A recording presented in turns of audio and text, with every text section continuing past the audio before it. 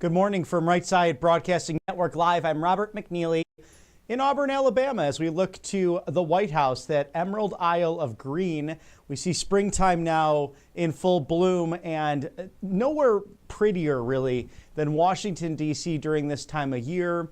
The cherry blossoms, of course, that surround Thomas Jefferson's memorial, always a sight to see as April rolls around. March Madness continues. The round of Sweet 16 coming up this weekend, but we hope you're having a good start to your week.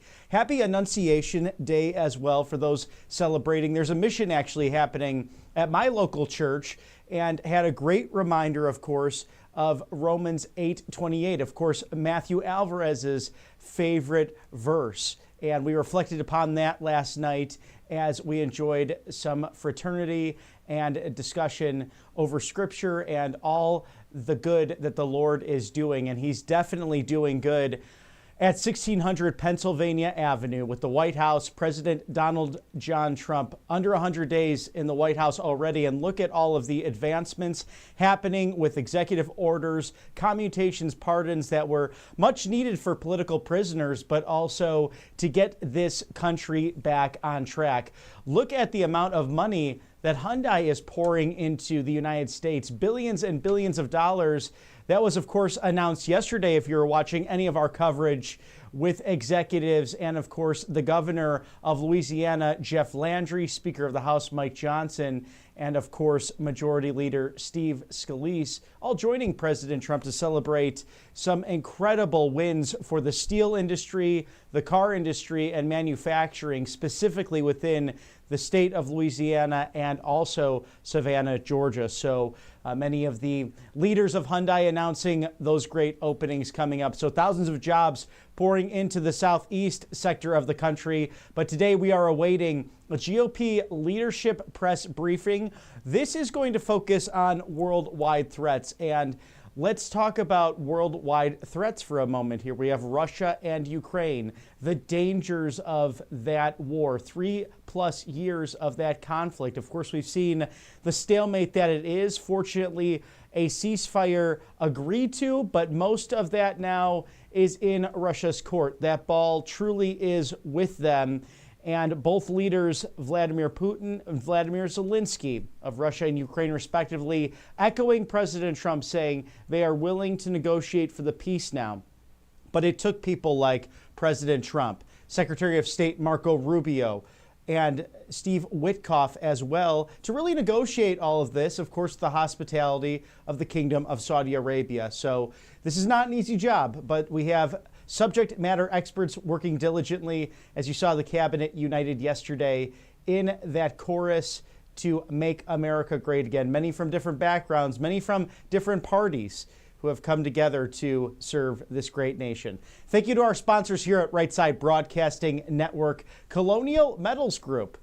We love this organization because you can quickly scan the QR code or go to freegoldguide.com/RSBN.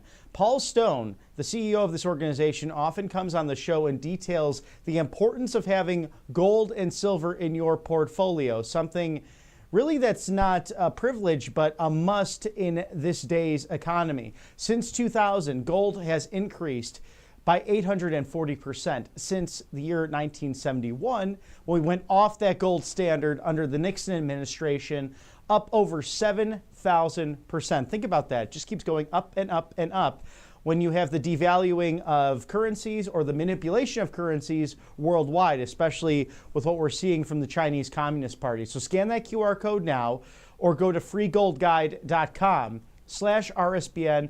No obligation. Just look at all the options that you can have, whether it's properties or assets. Perhaps you have a 401k or an IRA that are doing very well. Well, maybe consider rolling that into gold and silver, that tangible metal that you can hold in your hand, whether it's sending your kids to Auburn University or another great school, or perhaps just getting ready for your retirement. freegoldguide.com/RSBN. Scan the QR code now. Shield your savings. Do what Warren Buffett's doing and so many others to protect your assets.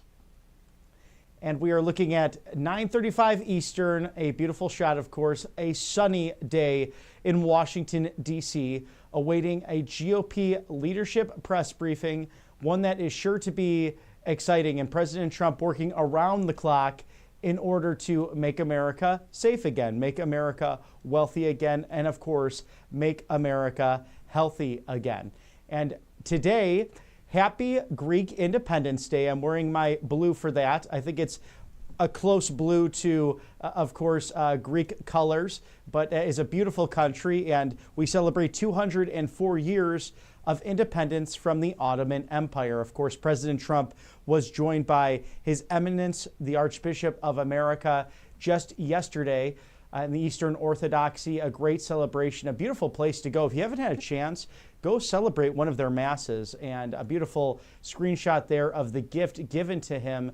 This cross apparently going back to the days of Constantinople and the Holy Roman Empire. So a very, very special gift. This was apparently owned by his Emperor Constantine. So what an amazing gift. And President Trump really was very, very grateful for it and said it will be on display. You will see this. I will keep it with me always. So a great celebration of Christianity, a great celebration of Western democracy, and great names harken back in the history books to people like President James Monroe and everything that he advocated for with the Monroe Doctrine at the time. It was to make sure that Western European strongholds were not influencing the markets of a young United States off the War of 1812.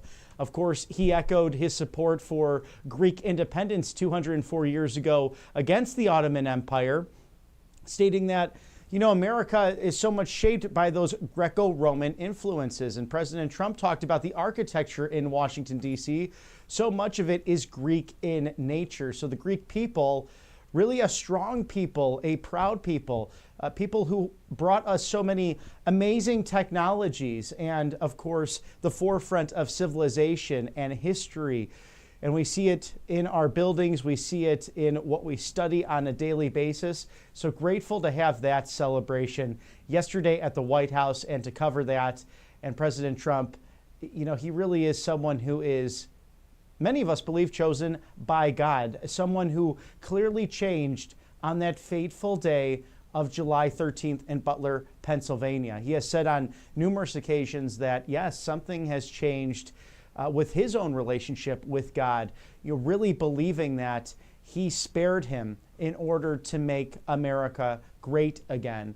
And it's just nice to have this faith office in the White House, as His Eminence Archbishop mentioned yesterday that he's so grateful to President Trump that he's opened this office to dialogue with so many different faiths of so many different backgrounds for understanding and to get to know one another. And how else would we do that? You know, it's the best way is really to break bread and to share a drink and to discuss what unites us rather than divides us. And President Trump, we know, his presidency already marked by wanting to advocate for peace and prosperity, not only in the United States, but throughout the world, and recognizing that this nation has a special role in all of that. And its Christian Judeo founding nearly 250 years ago inspired other nations, as some other nations and their civilizations inspired us. So it's great that we can celebrate that with the Greek people today. So for all Greek Americans out there, God bless you and enjoy this wonderful Greek Independence Day. And Mr. Director, that sponsor one more time. Free Trump book. That is a great thing to have for those young patriots in your life. freetrumpbook.com. They have a great gift bundle going on right now. You can receive all of their wonderful booklets along with a Christmas ornament. And what a great day to celebrate that, this Feast of the Annunciation, because 9 months from today, it is Christmas Day. So how exciting is that? Jump ahead on your Christmas shopping. And did I mention it's free? All you have to do is pay for that shipping and handling. Free Trump gifts for your kids right now. These are guides that consist of the Kid's Guide to President Trump, the Kid's Guide to the Courage of President Trump, the Kid's Guide to Silence and free speech, and many, many others that are detailing the greatness of our country. One of my favorites, in fact, actually talks about the great civil rights movements in this country, whether it be Martin Luther King leading that movement in the 60s, ultimately leading to his sacrifice, giving his life for the nation, or even women's suffrage, which we are celebrating 100 years of that. So an amazing thing for your students at home to learn about, because they might not be learning it in their respective institutions. So freetrumpbook.com, all brought to you by the now Ambassador Mike Huckabee to Israel, a great man, and of course his daughter, the governor of Arkansas, Sarah Huckabee Sanders, doing an outstanding job, and they are people that are focused on the future. And President Reagan was right about this. American freedom is not passed through the bloodstream. It has to be taught. It has to be passed down.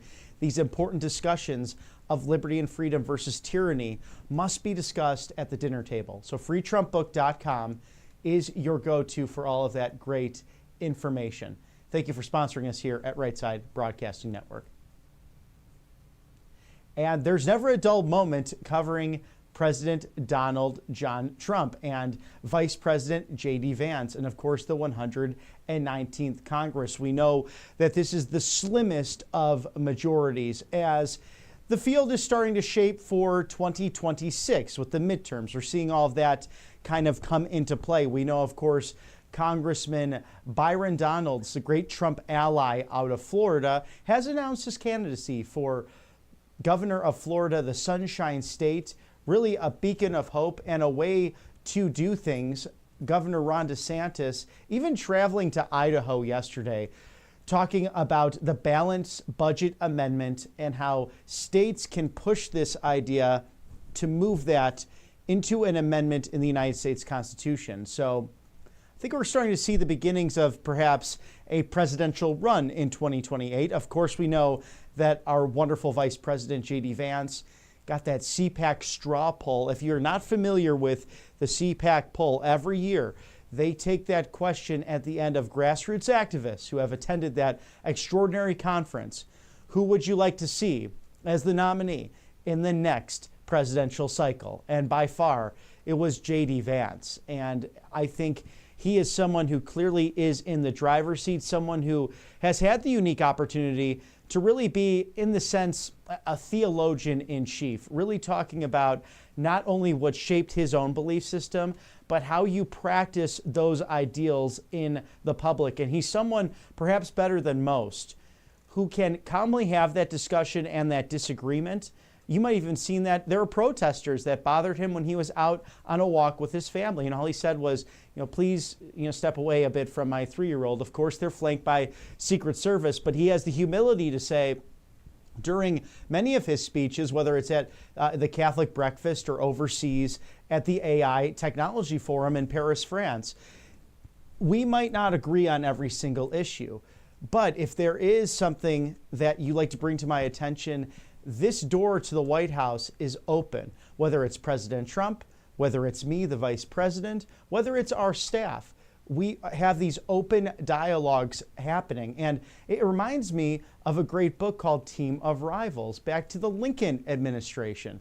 This is a group of people, clearly this cabinet, united in making America healthy and wealthy, safe and strong again, ultimately great again. But they all come from these different backgrounds, some former Democrats, some currently independent, mostly Republicans, but not all in this idea of we have to do everything the exact same. It's an open area, open room for dialogue, especially when they do meet, whether that be the Roosevelt Room, the East Room, of course, in the West Wing. And we've seen that being executed on a number of different levels to really adhere to the executive branch's original authority to enforce the law. That's why I behoove you, if you're watching today and thinking about keying a Tesla or burning a Tesla or doing anything as stupid as attacking private property, I plead with you not to, or simply share this message, because this is an administration that will seek justice. This is an administration that will use the strongest areas of the law to ensure that liberty and justice is ensured for every single American. And rightfully so, because the last administration did not do that. They clearly overlooked it. So you have two situations happening here. Take Biden versus Trump. So with the border specifically, either Joe Biden had an agenda to open that border along with Alejandro Mayorkas, or they simply were incompetent. How do you have thousands and thousands pour over the border, seemingly without checks, able to commit multiple crimes, many disgusting crimes, including rape and murder, larceny, grand theft auto, whatever it was, and they were out on the streets within a matter of days thanks to rogue DAs. And then these independent state's attorneys, and I say that independent in quotes, were all meeting at the White House with people in the West Wing. It was on the White House logs, and whether that was with the then Attorney General or the president himself. The Biden administration clearly left a mess for President Trump and his team. And they have been stitching it and putting it back to repair eloquently, patriotically, and pretty much in an extraordinary way over the course of 60 plus days. No one has moved faster in any other administration, especially those living predecessors. So as we await GOP leadership press briefing on everything that is going on in the world, all of those potential global threats that can harm the homeland, and President Trump, Secretary of State Marco Rubio, laser focused on the cause for peace. And that includes removing people who might be Hamas sympathizers. And we've had this happen on our college campuses. And I'm so sorry if you're students or if you are a student watching and you've been through that, or if you've experienced anti-Semitism on your campus. There was a strong response to that, saying, no, this will not happen here.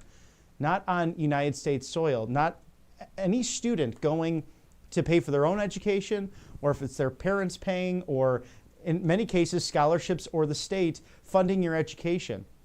They should not be threatened based on their cultural background. They should not be threatened based on their religious preference, especially our Jewish students. So if you faced anything on campus, whether it's D3 to the D1, community college, anything in between, please feel free to share that here at Right Side Broadcasting Network. You can do that by sending a message into feedback@rsbn.tv. Feedback@rsbn.tv. We'd love to learn more and see where we can help you with sharing your story, because we're focused inside the Beltway on President Trump and Vice President Vance, of course, the Congress as well. But we also want to learn about those stories that are affecting you in your neck of the woods. And sadly, in my news career, I've seen it. I've seen situations where people have carved swastikas into synagogues or Jewish museums. In fact, that was one of my last stories when I was all the way up in Anchorage, Alaska. And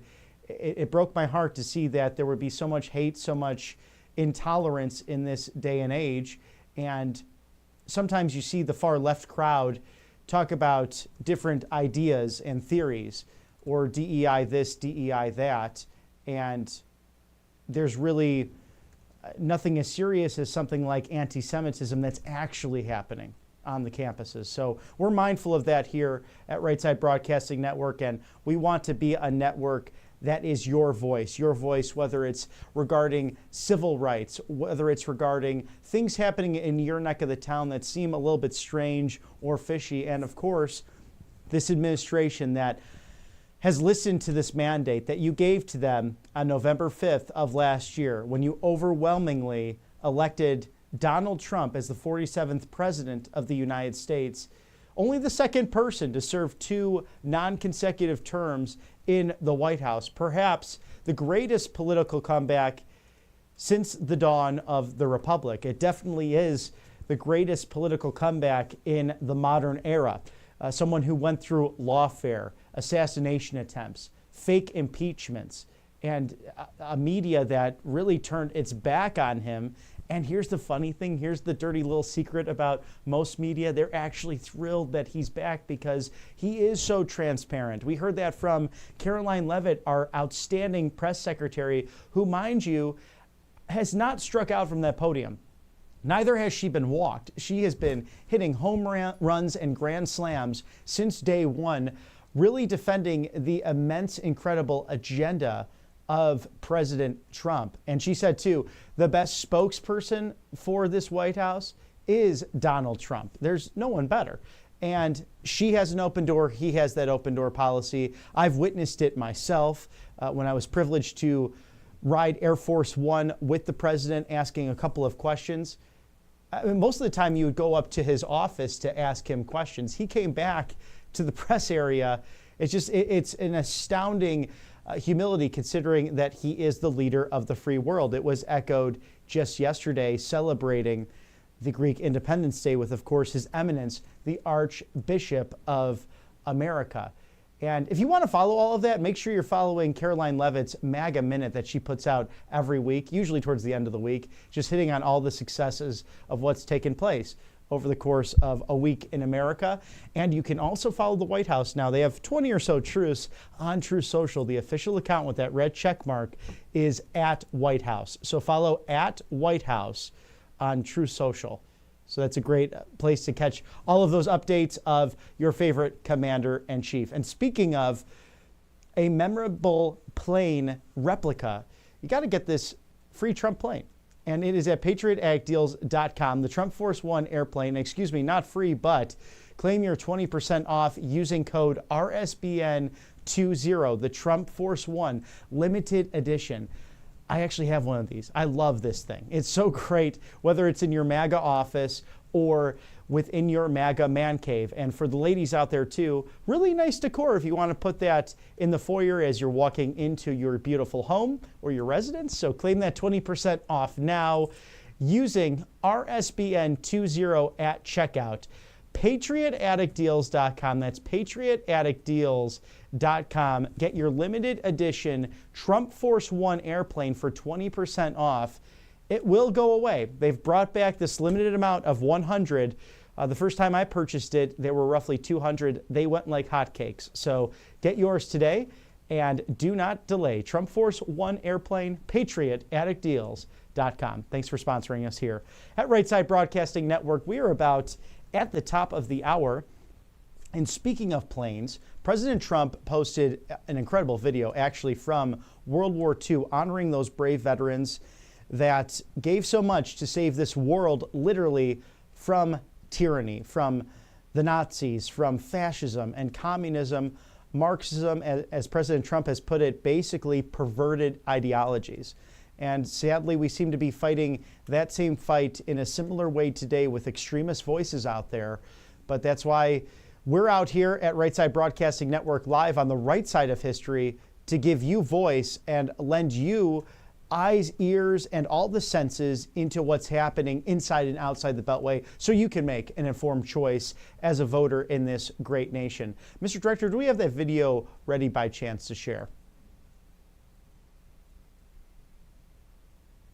And as we're checking on that, we have just a few minutes until the GOP leadership gives a press briefing.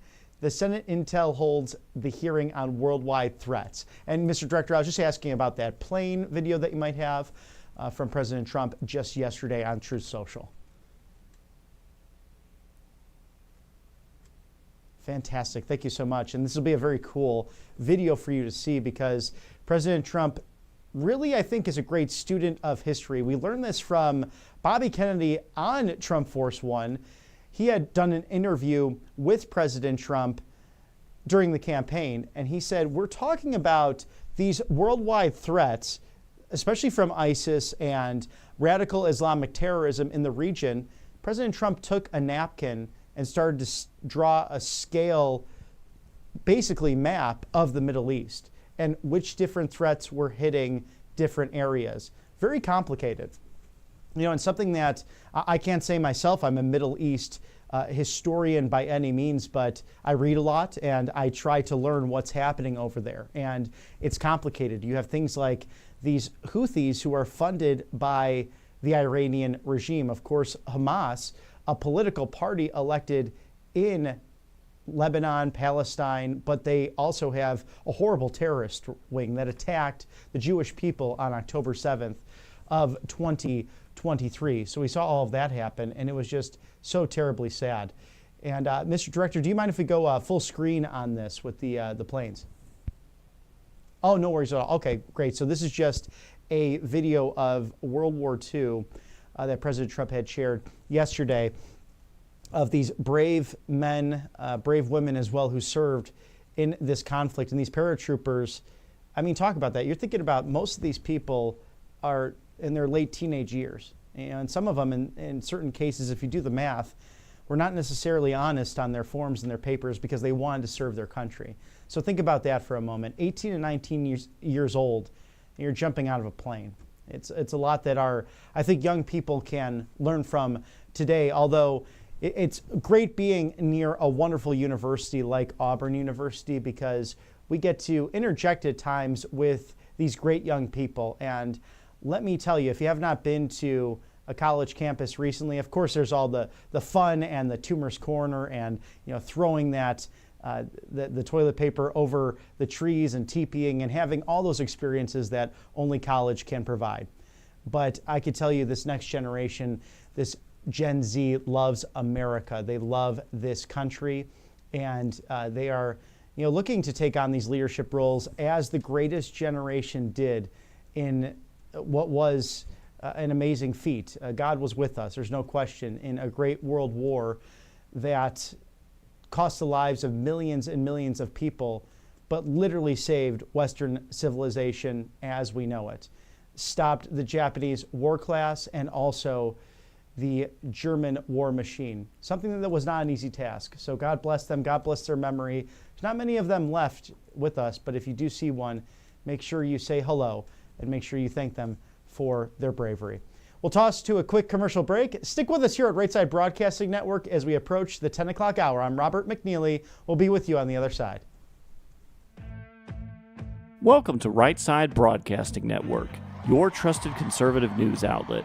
At RSBN, we deliver the truth when the mainstream media falls short. Since 2015, we've proudly broadcasted every single one of President Trump's iconic MAGA rallies, bringing you the excitement and energy live before anyone else. By watching RSBN, you get an unfiltered front row view of the action on the ground. We interview the crowds to give a voice to millions of Americans just like you. We show you President Trump's speeches in their entirety, free from interruptions and censorship. We cover the stories that matter to you with the integrity and passion you deserve. Thank you for choosing RSBN as your home for America First News.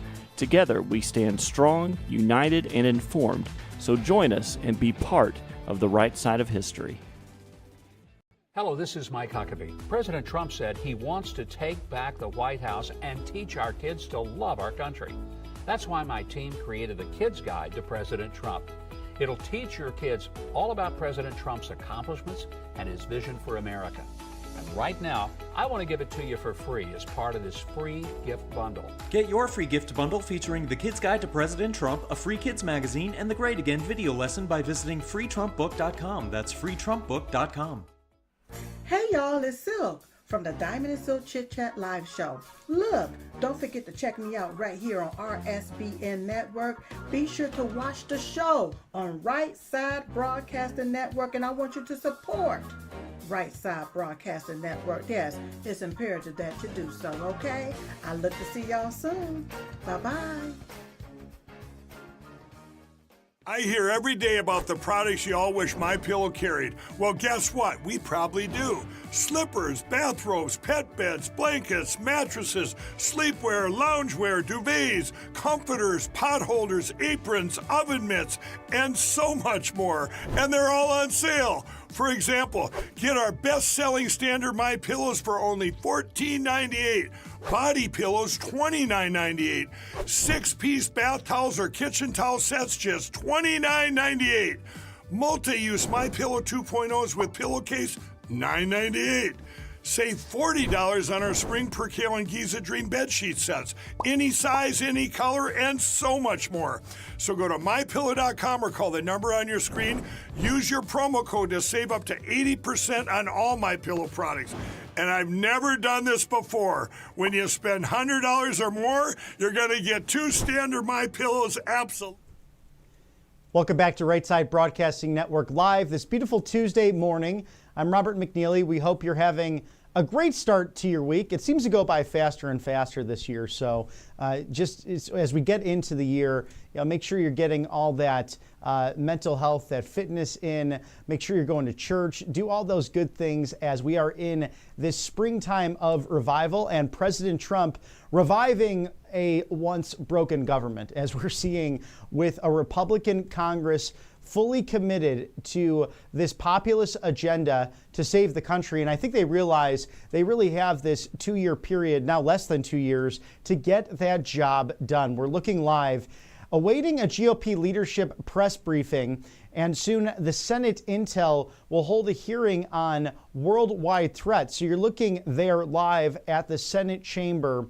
This is actually an office building. I'm not exactly sure which one they are in today, but this is your typical Senate hearing room. And talking about the worldwide threats going on, and there are so many. I mean, as we learn just on a daily basis of what has taken place over the course of the last few years, it's really a miracle that we got through those Biden years, because that's the latest controversy, the auto pen. Who truly was the president? Who was authorizing different orders, whether they be executive orders, commutations, pardons? I asked the president himself on Air Force One, do you believe that these commutations and pardons are now null and void? And he said this ultimately has to go to a court, but we're learning more and more about what was going on during that time and what was not happening at the White House. But we do know, and thank God for this, we have a president in office now who clearly has a mind for the job. Someone who is on top of just about everything, who has crazy longevity and can pull all-nighters. I mean, it's amazing. Every once in a while I could still do that, but my goodness, that will kind of make for a rough day or two afterwards. President Trump, according to Don Jr. and, of course, his superstar golf granddaughter, Kai Trump, just stating that he had on the campaign did 2 straight all-nighters and then went to do morning shows. I mean, the guy is just incredible energy. Think about this at 78 years young, someone who clearly loves the job and is really working hard for you and the American people. And whenever you find a friend who might be on the other side of the aisle, maybe with that woke mind virus or that TDS, of course, we're still working on a prescription for that. Usually it's a mix of getting morning sun, perhaps going to the gym, maybe recommitting to going to a Bible-based church, but I digress. That woke mind virus known as Trump derangement syndrome, just mention to them that, do you know President Trump is doing this job for $1? Legally, he's taking $1, and every quarter he gets his salary, he donates that to a cause of his choice or to a cause that has been brought up to his attention. He was responsible for actually saving a section of the Gettysburg Memorial, that hallowed ground, just in the first term. So, I mean, it's amazing what he is ready, willing, and able to do for the American people. Thank you to Colonial Metals Group for sponsoring us here at Right Side Broadcasting Network. Scan that QR code now. Shield your savings, because this is something really smart to do with inflation and the cost of goods still relatively high. Of course, things getting better with the new administration. But whether it's properties, assets, a 401k, or IRA, you want to protect your assets now. So Colonial Metals Group, thank you for sponsoring us. We'll toss their live to this GOP leadership in Washington, D.C. Be real on a couple things. President Trump could have the cure for cancer and the Democrats would still be upset. Democrats are personality-based, not policy-based. They never talk about the policies. It's only the person. Look no further than their latest liberal lunacy. A year ago, the left loved the electric vehicle. Remember? We're going to get rid of all ICE engines. You gotta have an electric vehicle, right? Now what are they doing? They're vandalizing the electric vehicle. Now, what I find is very interesting, though, is some of these very same cars are owned and driven by the Democrats, people in their own party. I mean, that is Democrat on Democrat crime if I've ever seen it. Now, this shows their playbook and, unfortunately, their values. Attack the person, not the policy. Which brings me to this. Before Democrats begin their next fear-mongering campaign, let me set the record straight. Last week, President Trump signed an executive order to improve our country's education. Republicans want the best outcomes for students, and so does President Trump. The president simply asked the secretary to work with Congress to come up with a plan to put students first, not the bloated bureaucracy, teachers' unions, or Randy Weingarten. Like the rest of the federal government, the U.S. Department of Education needs to be run efficiently and effectively. We should focus the dollars on the students, not the administrators. I mean, despite billions of dollars being spent year after year, and every year we spend more, what happens to our outcomes? The test scores have not improved. They've gone the opposite direction. The Department of Education has received more funding every year despite lower outcomes. The American people are paying more and getting less. We can't keep dumping more money into a broken system. Our goal is to make the education system better and better for students. Democrats are telling more lies. Their lies about Medicaid have already been debunked, and these education talking points should be debunked too. Now, shifting gears to what else happened during recess. I don't know if you noticed, but Democrats had held a Medicaid day of action, right? All got together, big day of action. But unfortunately, they missed the real day of action when they voted to shut the government down. They voted against Medicaid, Medicare, and Social Security recipients. They voted against paying our service members, and they voted against funding WIC. They also voted against the American people. This led to a complete meltdown by the Democratic Party. And when asked repeatedly whether he has confidence in Senator Schumer, House Minority Leader, took days to decide. Others have publicly ridiculed Senator Schumer. Listen to some of their own comments. Quote, Schumer is supposed to be the leader of the opposition, not a rank and file member of the GOP. Another one, and I quote, I think it's a huge slap in the face, and I think there's a wide sense of betrayal. And some even called for Senator Schumer's resignation. Again, Democrats don't have a clear leader, and recent polls prove this. When asked who best reflects the core values of the Democratic Party, there was no clear answer. 10% said AOC. She got the highest number of votes.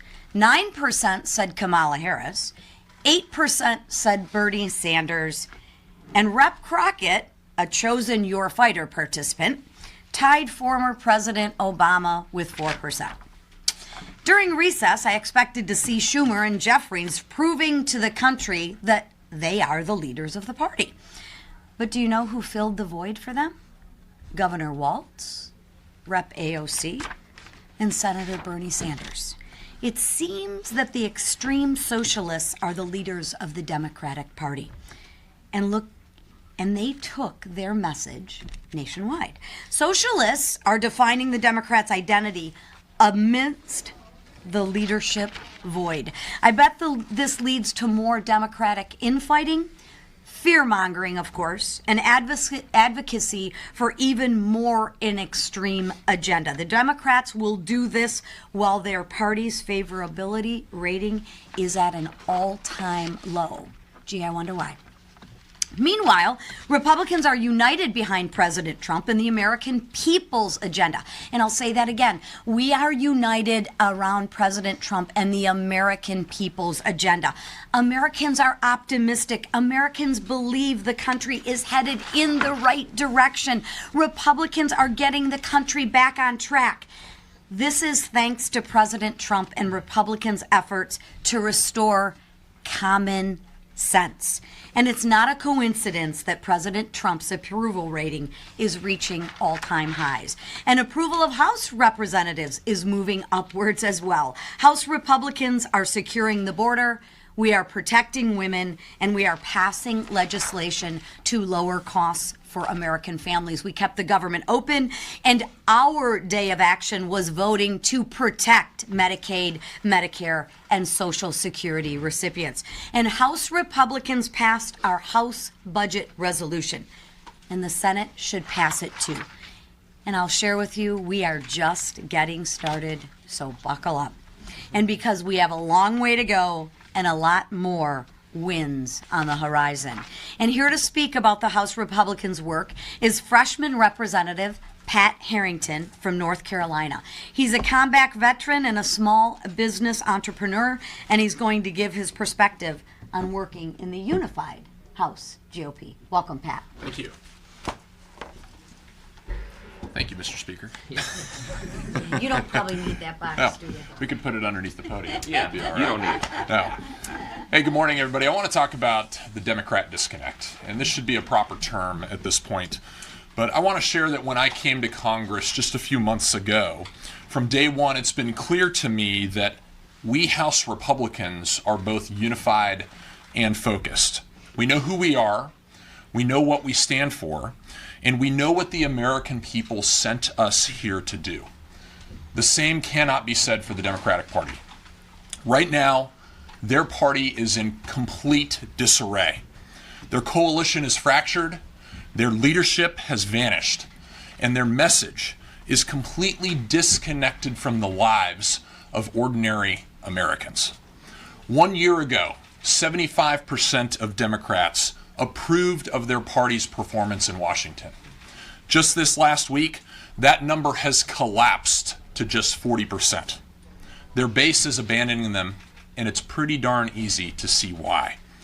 While Americans are struggling with the cost of groceries, gas, and rent, Democrats are putting on a nationwide socialist roadshow with Bernie Sanders and AOC. That's their response to getting rejected at the ballot box. Just going even further to the fringe. AOC is literally sharing tips on how illegal immigrants can evade ICE. At the same time, Bernie Sanders is on national television claiming that no Democrat supports open borders and illegal immigration. The left hand doesn't know what the far left hand is actually doing. Democrats are too busy fighting each other and staging a coup against Chuck Schumer to offer any kind of real substantive leadership. There is a complete disconnect between Democratic leaders and the American people. They aren't listening, they aren't leading, and they are not even pretending to care about the kitchen table issues any longer. Instead, they're doubling and tripling down on the same radical policies that voters overwhelmingly rejected in November. And I think that that is an incredibly important point. They voted against protecting women's sports. They've blocked efforts to close our southern border. They've refused to deport violent criminals, sex offenders, gang members, and they've tried to decriminalize illegal and fought against voter ID laws. They've blocked letting biological men participate in girls' sports, turning their backs on parents, and most importantly, basic common sense. This is not a party that is looking to course correct. It's a party moving even further to the left at the exact moment voters are telling them to turn around. Meanwhile, House Republicans, all of us up here, are moving with genuine purpose and clarity.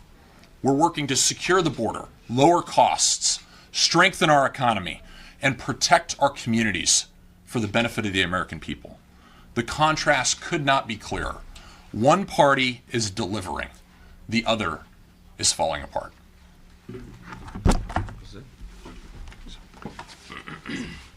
Thanks, Pat. For 4 years, the Biden administration allowed millions of illegal aliens into the United States, including the murderers of Laken Riley, of Jocelyn and Gary, and Kayla Hamilton. Only 12 days ago, a Georgia mother of 5 was brutally murdered by a monster who was caught and released by the Biden administration in 2021. The need to get dangerous illegal aliens out of our communities is urgent. Under the Biden administration, our nation's adversaries became emboldened by the weak and incompetent leadership displayed in the Oval Office. The mission to restore America's military dominance and strength on the world stage has never been more urgent. Since 2017, Americans have enjoyed historic tax cuts implemented during President Trump's first term, which grew real wages by nearly 5%. The call to keep those cuts in place and prevent a tax hike of historic proportions is also urgent. The mandate to enact President Donald Trump's agenda is even more urgent. In November, 77 million Americans had a fire underneath them when they went to the polls and voted for real change. Now Congress ought to light our own match and get moving. Dragging our feet on reconciliation is not an option. Failure is not an option. And for border security, not for national security, and not for the prosperity of everyday Americans. The Republican trifecta must continue to move in lockstep with urgency for the American people, as we've already done in historic ways. The work ahead will not be easy, but we will get it done, and we will deliver on our America First agenda. Majority Leader. Thank you, Whip.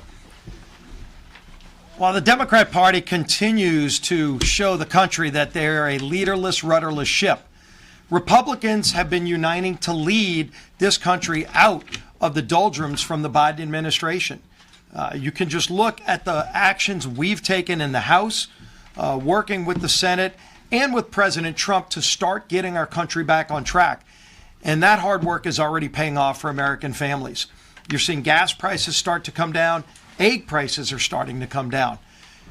And what's really important for long-term growth, billions and now trillions of dollars of private investment are coming back home to America to create really good, high-paying jobs for American workers. The Speaker and I were proud to attend a White House ceremony yesterday with our governor and other leaders, where Hyundai announced a multi-billion-dollar plant that they're building in the United States of America. Going to create about 1,400 jobs in Louisiana. This is just one of many examples that we're seeing that we call the Trump effect, where we're seeing so many companies invest heavily in Louisiana and other states. In our state alone, we've had probably over $40 billion of private investment announced since President Trump took office again.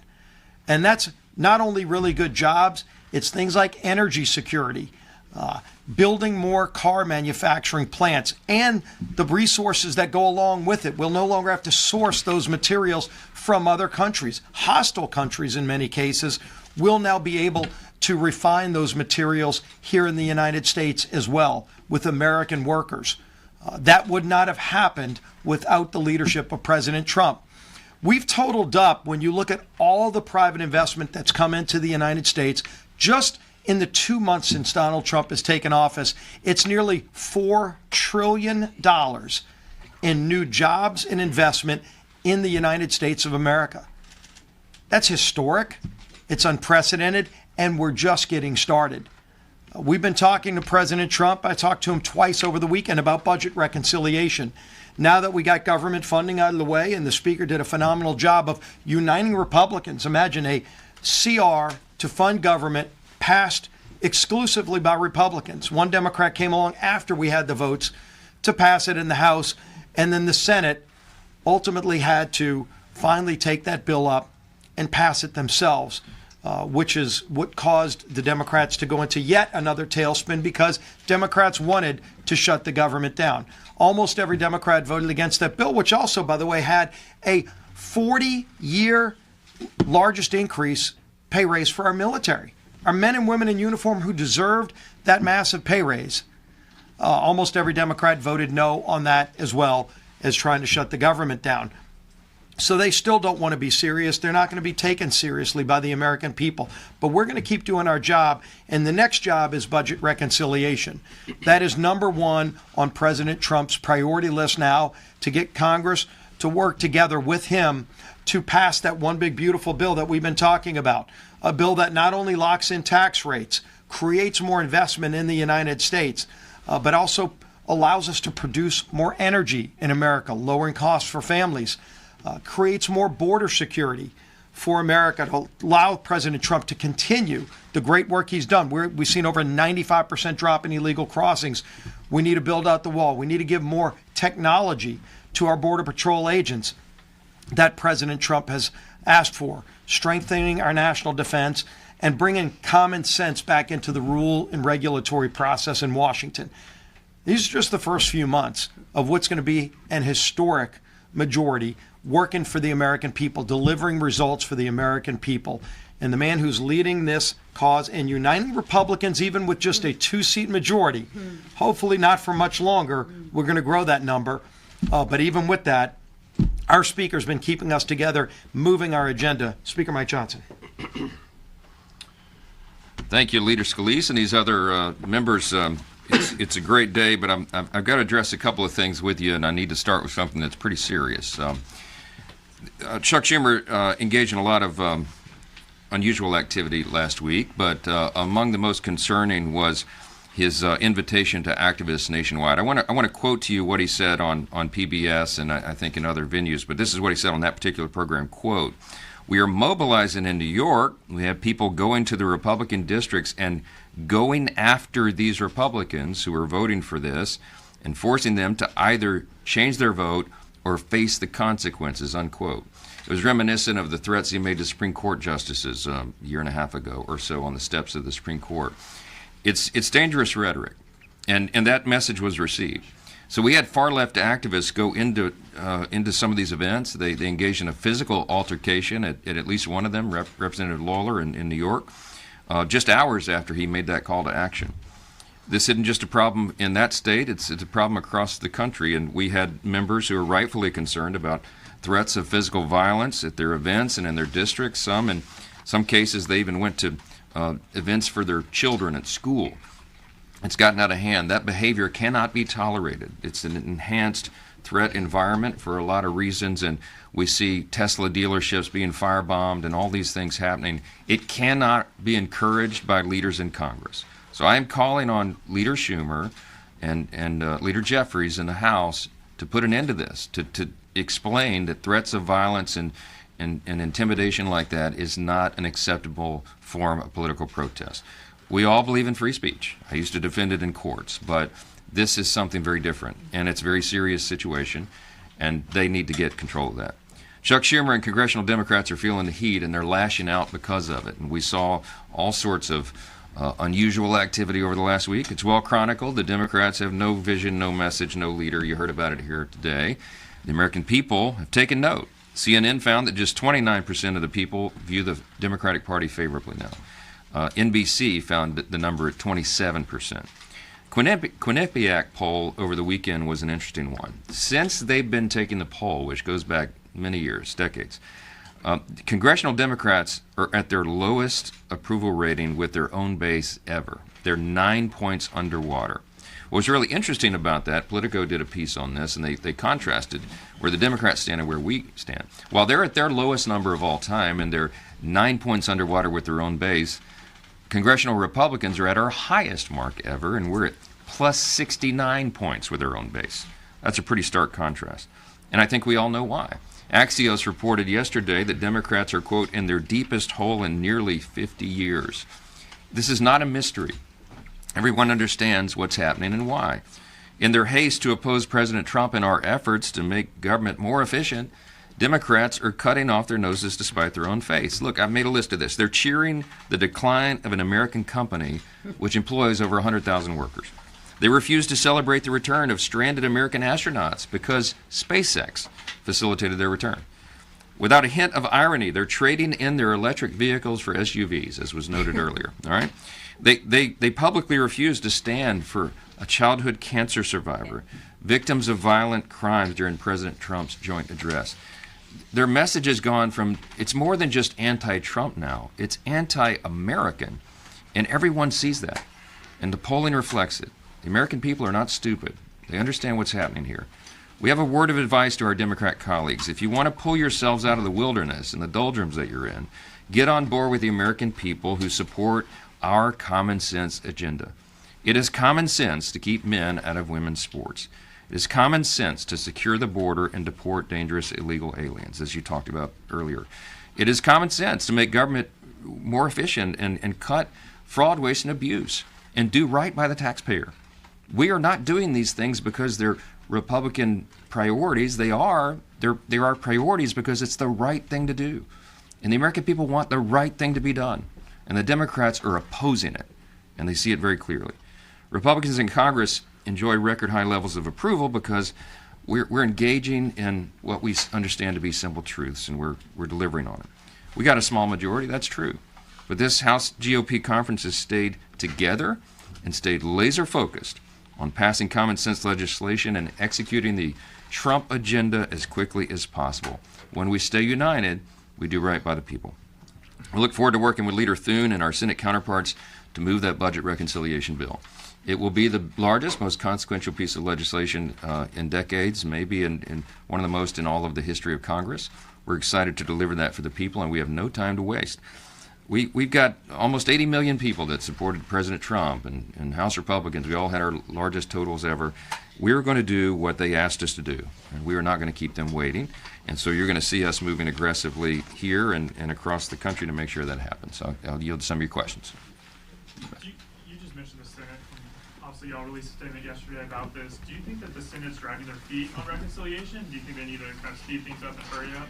Well, look, I'm going to say this, and I've been saying this consistently, and I believe it.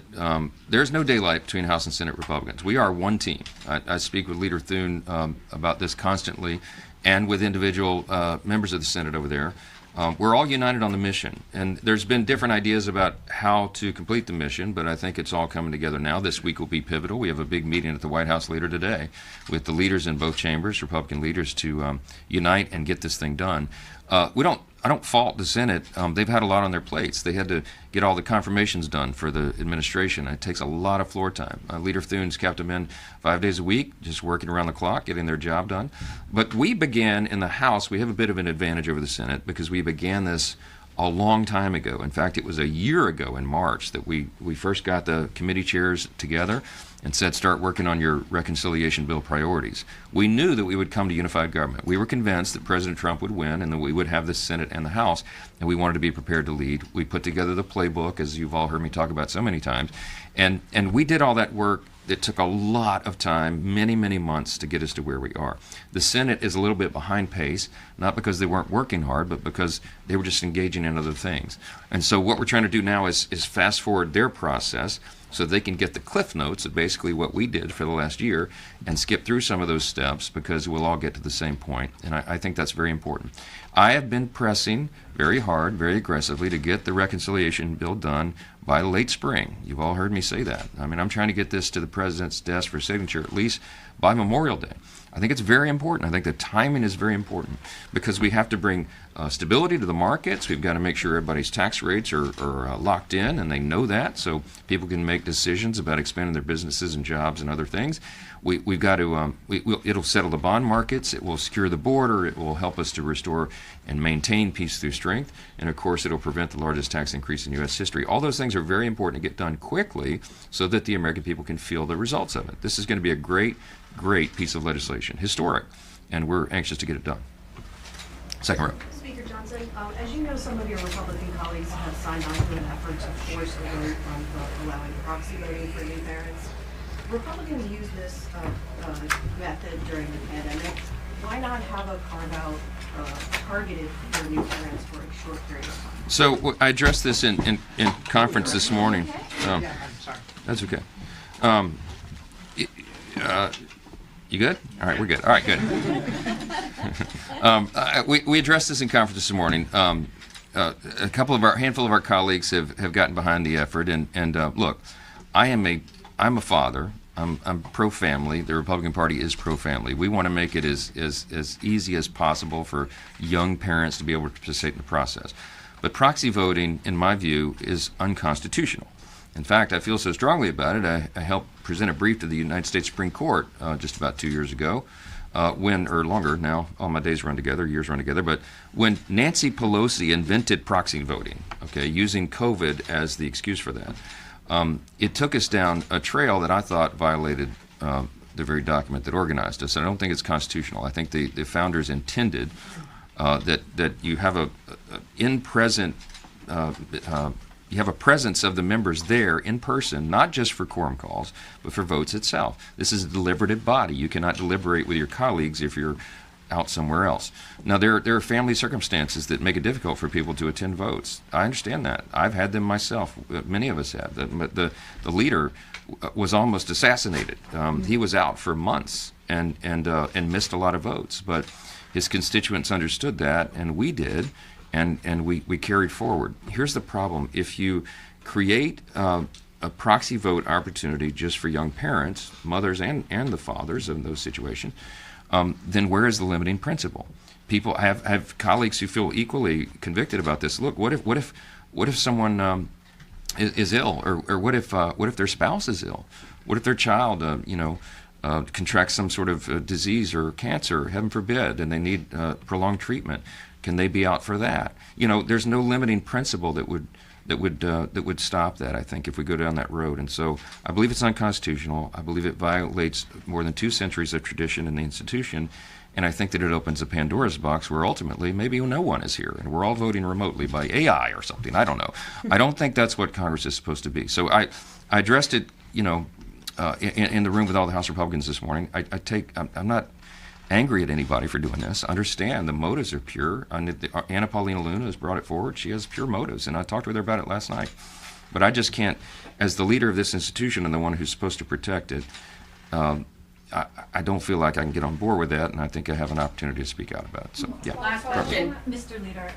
2 questions on the same topic. Have you ever engaged in messaging app chats with the Trump administration about national security matters, that includes Signal, whatever, all of those things?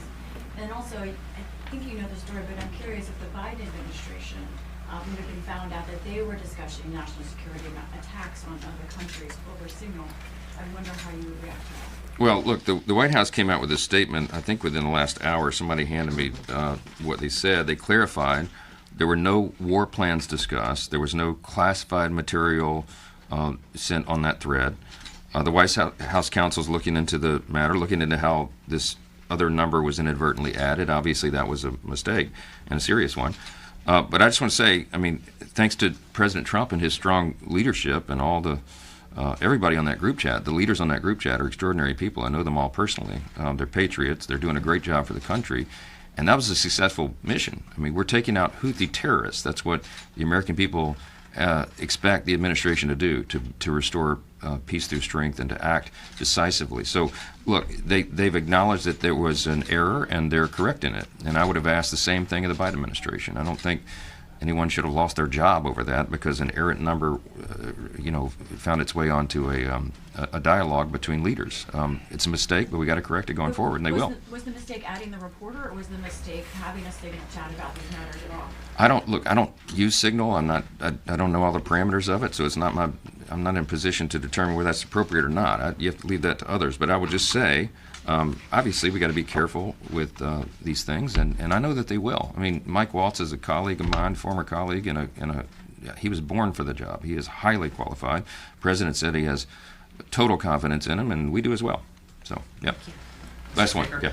On judicial impeachments, we've had a lot of resolutions that are in front of you right now. I know your focus is on budget reconciliation. Is your plan to bring up these impeachment resolutions that have been brought forward? And if you do, are you concerned this will stall any progress that you want to make with regards to budget reconciliation? We're working with the Judiciary Committee, which is the appropriate area of jurisdiction for that. I talked to the Chairman Jordan this morning about it, and they'll be having a hearing early next week, I believe, to highlight these abuses. Let me just say this, and I know that you all have seen the numbers, but this is a serious problem. I used to be a litigator. I was a constitutional law attorney. I used to litigate all these cases for 20 years.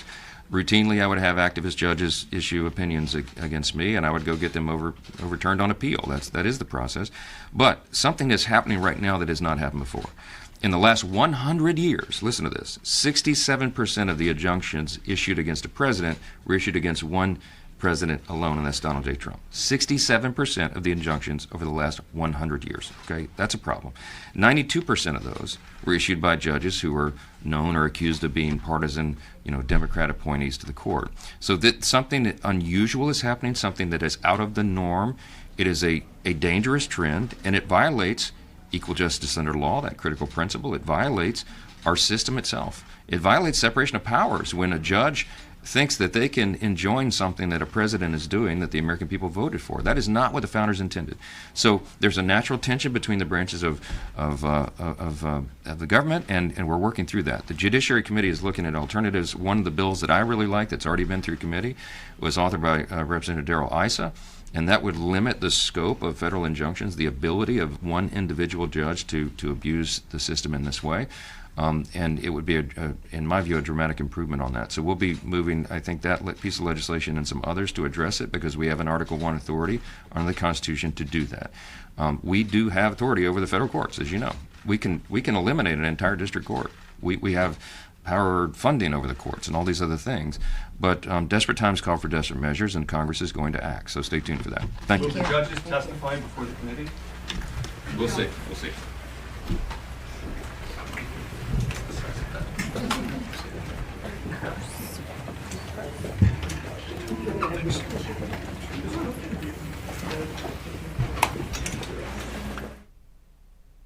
A great press conference from House leadership there, the House Republican Conference, and a great point by the Speaker just regarding 67% of the injunctions against a president in the last 100 years have been against President Donald Trump. Of course, there is a natural tension, as there should be, even if you have one party in complete leadership in the House, Senate, and of course the White House. But at the same time, those tensions are good, but you should not have a judicial branch trying to usurp the executive office of the President of the United States. Clearly there's a problem there, and Speaker Johnson is addressing that very well. Of course, we heard from Leader Steve Scalise, also the House Whip Tom Emmer of Minnesota, and of course Lisa McClain chairing that great House Republican Conference, really laying out the failures of the other side of the aisle, and a great point about the fact that they used to hail Elon Musk for Tesla and the green energy prowess of that extraordinary company. And now they don't like Tesla simply because Elon has teamed up with President Trump to make America great again. So I think some of these people also have what's known as EDS, Elon derangement syndrome, as we've seen almost on a daily basis here. But thank you to our sponsors at Right Side Broadcasting Network Live. Lean is a great way to focus on dieting as spring is rolling around. Perhaps you're getting ready with that beach bod to hit the pool this summer. So are you a yo-yo dieter? Those diet weight loss gimmicks that can happen all over, but then you gain it all back after you try. So why not go to takelean.com? This whole back and forth can be very dangerous for your health, and studies show that it can increase your risk of heart attack, stroke, even type 2 diabetes, among other health problems. So breaking free from your yo-yo diet problems and the patterns might be the main issue behind those weight loss efforts. So Lean is a supplement. It's not an injection, and you don't need a prescription. The science behind Lean is impressive. It's studied natural ingredients that can help you. If you visit takelean.com to get that freedom from the extra weight starting today, this helps to maintain cravings, blood sugar, also excessive appetite. It helps burn by converting your fat into energy. So listen, if you're tired of the the yo-yo dieting programs and all the nonsense that comes with that, let me get you started with a 20% off when you enter code RSBN today. Code RSBN, 20% off, takelean.com. Trim fat like Doge trims the waist. So this is Doge for the midsection. Code RSBN, takelean.com. Thank you for sponsoring us here at Right Side Broadcasting Network. How about mypillow.com/RSBN, the great Mike Lindell, the Mr. Defender of everything liberty, freedom of speech, and election integrity, of course, with a great outlet out of Minnesota. The spring sheet sale, those Giza Dream Sheets, these come from the Mediterranean, some extraordinary cotton, and then made here in the U.S. of A. The Queen Sheets going for 50% off, $29.98. These are very comfortable. I've tried these myself, and you will sleep like a baby. So over 2,000 different items at mypillow.com/RSBN for up to 50% off. Thank you, Mike Lindell, for all you do for America and for literally going into the difficulties of being canceled and coming out the other end focused on your principles. It's a great way to inspire others, and one of the most genuine, sincere, nicest guys out there. So thank you for all you do for the country, and thank you for mypillow.com/RSBN. We'll also go to angelpaste.com, a great sponsor here at Right Side Broadcasting Network. It's the Miracle Cream. That's their #1 vitamin B, non-GMO, non-chemical outlet that will have your dry hands feeling refreshed in this springtime. Also other items, including the orange, which is an immunity booster, vitamin C's all full in there. And then you also have the wonderful mosquito repellent. So all of these items, non-GMO, no chemicals, Christian owned, veteran hiring, extraordinary company out of Spring, Texas. And they get some tropical weather there. So they know a little thing or two about those mosquitoes right off the Gulf of America. So you want to be sure to get all of their incredible items today. Angelpaste.com. The Miracle Cream is here. Experience this miracle at angelpaste.com. Thank you for sponsoring us. And of course, Colonial Metals Group. Paul Stone, the CEO, wants you to shield your savings now. You'll scan that QR code. Do what Warren Buffett's doing and what the rich do by diversifying their assets. And you're going to do that with gold and silver. It's only gone up 7,000% since 1971, 840% since Y2K, the year 2000. So heed the warning of Warren Buffett and others. If you scan that QR code now or go to freegoldguide.com/RSBN, freegoldguide.com/RSBN right now, and that will give you all the no obligation advice on what to do with properties, assets, 401ks, and IRAs while rolling in some gold and silver. Very smart for you to do in this day and age. Thank you to Colonial Metals Group. And I have to tell you, we have the best sponsors here at Right Side Broadcasting Network Live because they make a difference for you and really your loved ones as you look towards the future. And not only are you getting a great product, these people believe in the mission and the classic liberal principles that we believe in that shaped the foundation of this constitutional republic. Freedom of speech, the fact that your rights are inherent by the Lord our God, that you have equal justice under the law, regardless of your religious background, your skin color, the job you have, the family name. Other countries still to this day don't have that. But let's toss to the United States Senate. Of course, we have Dr. Barry White there, Barry Black, who is the Senate chaplain, giving a beautiful prayer. We'll go to the U.S. Senate right now. Today, prepare the members of this body for the rigors of solving life's riddles. Give them the wisdom to seek common opportunities to accomplish your will in our nation and world. Teach them to spend and be spent for the good of others.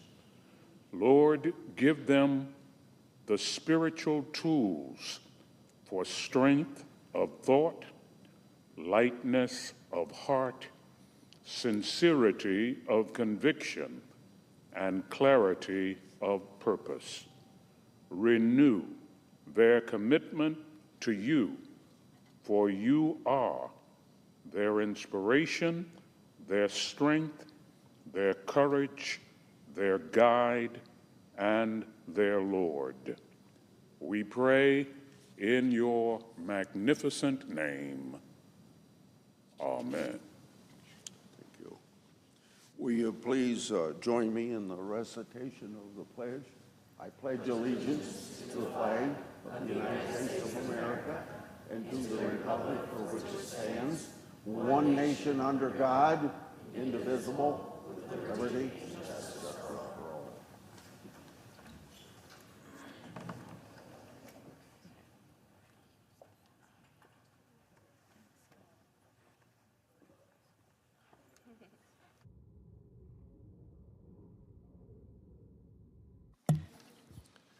Under the previous order, the leadership time is reserved. Under the previous order, the Senate will be in a period of morning business, with senators permitted to speak for up to 10 minutes each.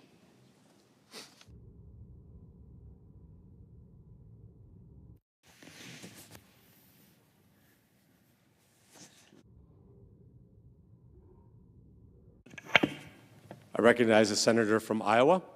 On this day in 1949, the Russian-Soviet regime occupying the Baltic countries rounded up 95,000 people, mostly women and children, and sent them to Siberia.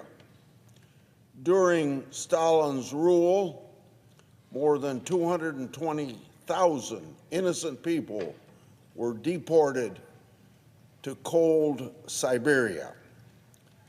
This doesn't even include political prisoners sent to the Gulag camps. This day is observed by those Baltic countries of Estonia, Latvia, and Lithuania by lighting candles in the memory of these deportees. The reasons the Soviet did this is pretty simple. They wanted to crush civil society in newly occupied areas because they took over the Baltic countries in 1940. The ultimate goal was to eliminate Estonian, Latvian, and Lithuanian national identity entirely, replacing it with, of course, a Soviet-Russian identity. The Soviets did not succeed in this effort. Now, you may not remember this from history, but the United States never recognized the illegal Soviet occupation of these three Baltic states. Now, the people of those three countries kept flame of freedom alive by quietly telling their children the truth about how their countries were once free and independent. Then, when the Soviet Empire showed signs of weakness, their desire for freedom burst forth in what is called the Singing Revolution. It got the name because of the use of national... Chairman, I'll be happy to take your extra 13 seconds, but I want to go back to what I addressed at the outset. I mean, this was not only sloppy, it not only violated all procedures, but if this information had gotten out, American lives could have been lost. The Houthis had this information, could reposition their defensive systems. So I want to get a little more information about this. Director Gabbard, did you participate in the group chat with Secretary of Defense and other Trump senior officials discussing the Yemen war plans? Senator, I don't want to get into the specifics. Ma'am, were you on? You're not going to be willing to address? So you're not, are you denying? Matt, will you answer my question, ma'am? You were not TG on this group chat? I'm not going to get into the specifics. So you refuse to acknowledge whether you were on this group chat? Senator, I'm not going to get into the specifics. Why are you going to get into the specifics? Is it because it's all classified? Because this is currently under review by the National Security Because Council. it's all classified? If it's not classified, share the text now. As the White House previously Is it classified stated, or non-classified information on this text? I can confirm. Director Radcliffe, were you on the group chat? Senator, I was on a signal messaging group. So you were the John Ratcliffe on that chat? I was. Thank you. Thank you. Can I provide some context, Senator, to that? Yes, but I've got a series of questions. Well, but I think it's important because at the outset, you made a couple of comments about signal messaging using encrypted apps. So that we're clear, one of the first things that happened when I was confirmed as CIA director was signal was loaded onto my computer at the CIA, as it is for most CIA officers. One of the things that I was briefed on very early, Senator, was by the CIA records management folks about the use of signal as a permissible work use. It is. That is a practice that preceded the current administration to the Biden administration. Director Ratcliffe, I've got a series of questions. If you're making the statement, the statement, the signal is a secure channel. No, can I answer that? It is. I've got a series end-to-end decryption. So to finish, I understand encryption. It is permissible to use to communicate and coordinate for work purposes, provided, Senator, that any decisions that are made are also recorded through formal channels. Right. So those were procedures that were implemented. My staff implemented those processes, followed those processes, complied with those processes, and finally, just please.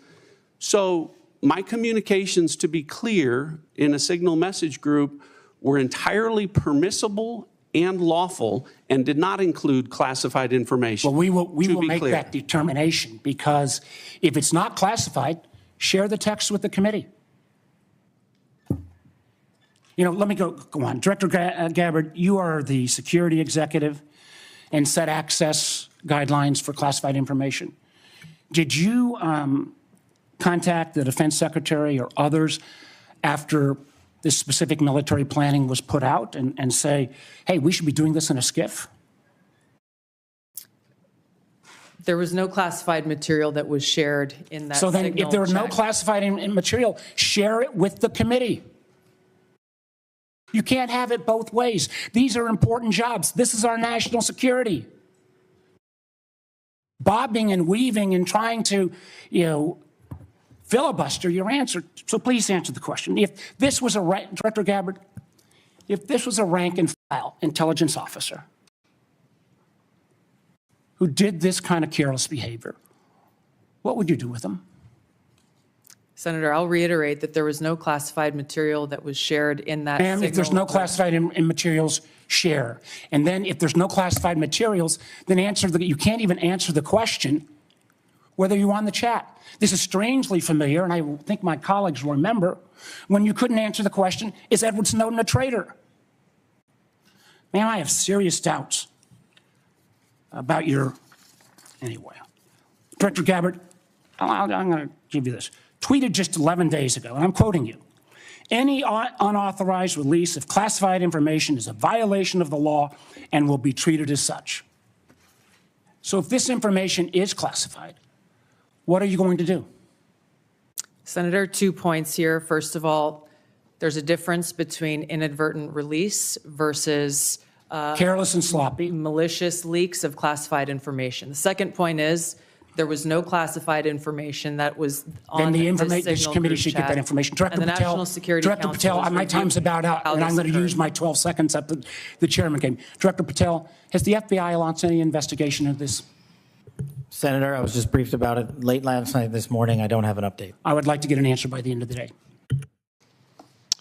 At this point in the ordinary course of affairs, I would recognize Senator Collins. She asked me to express to you that she is under the weather this morning. She regrets her absence, but anticipates submitting written questions to which I would request your prompt replies for the senator. Senator Cornyn.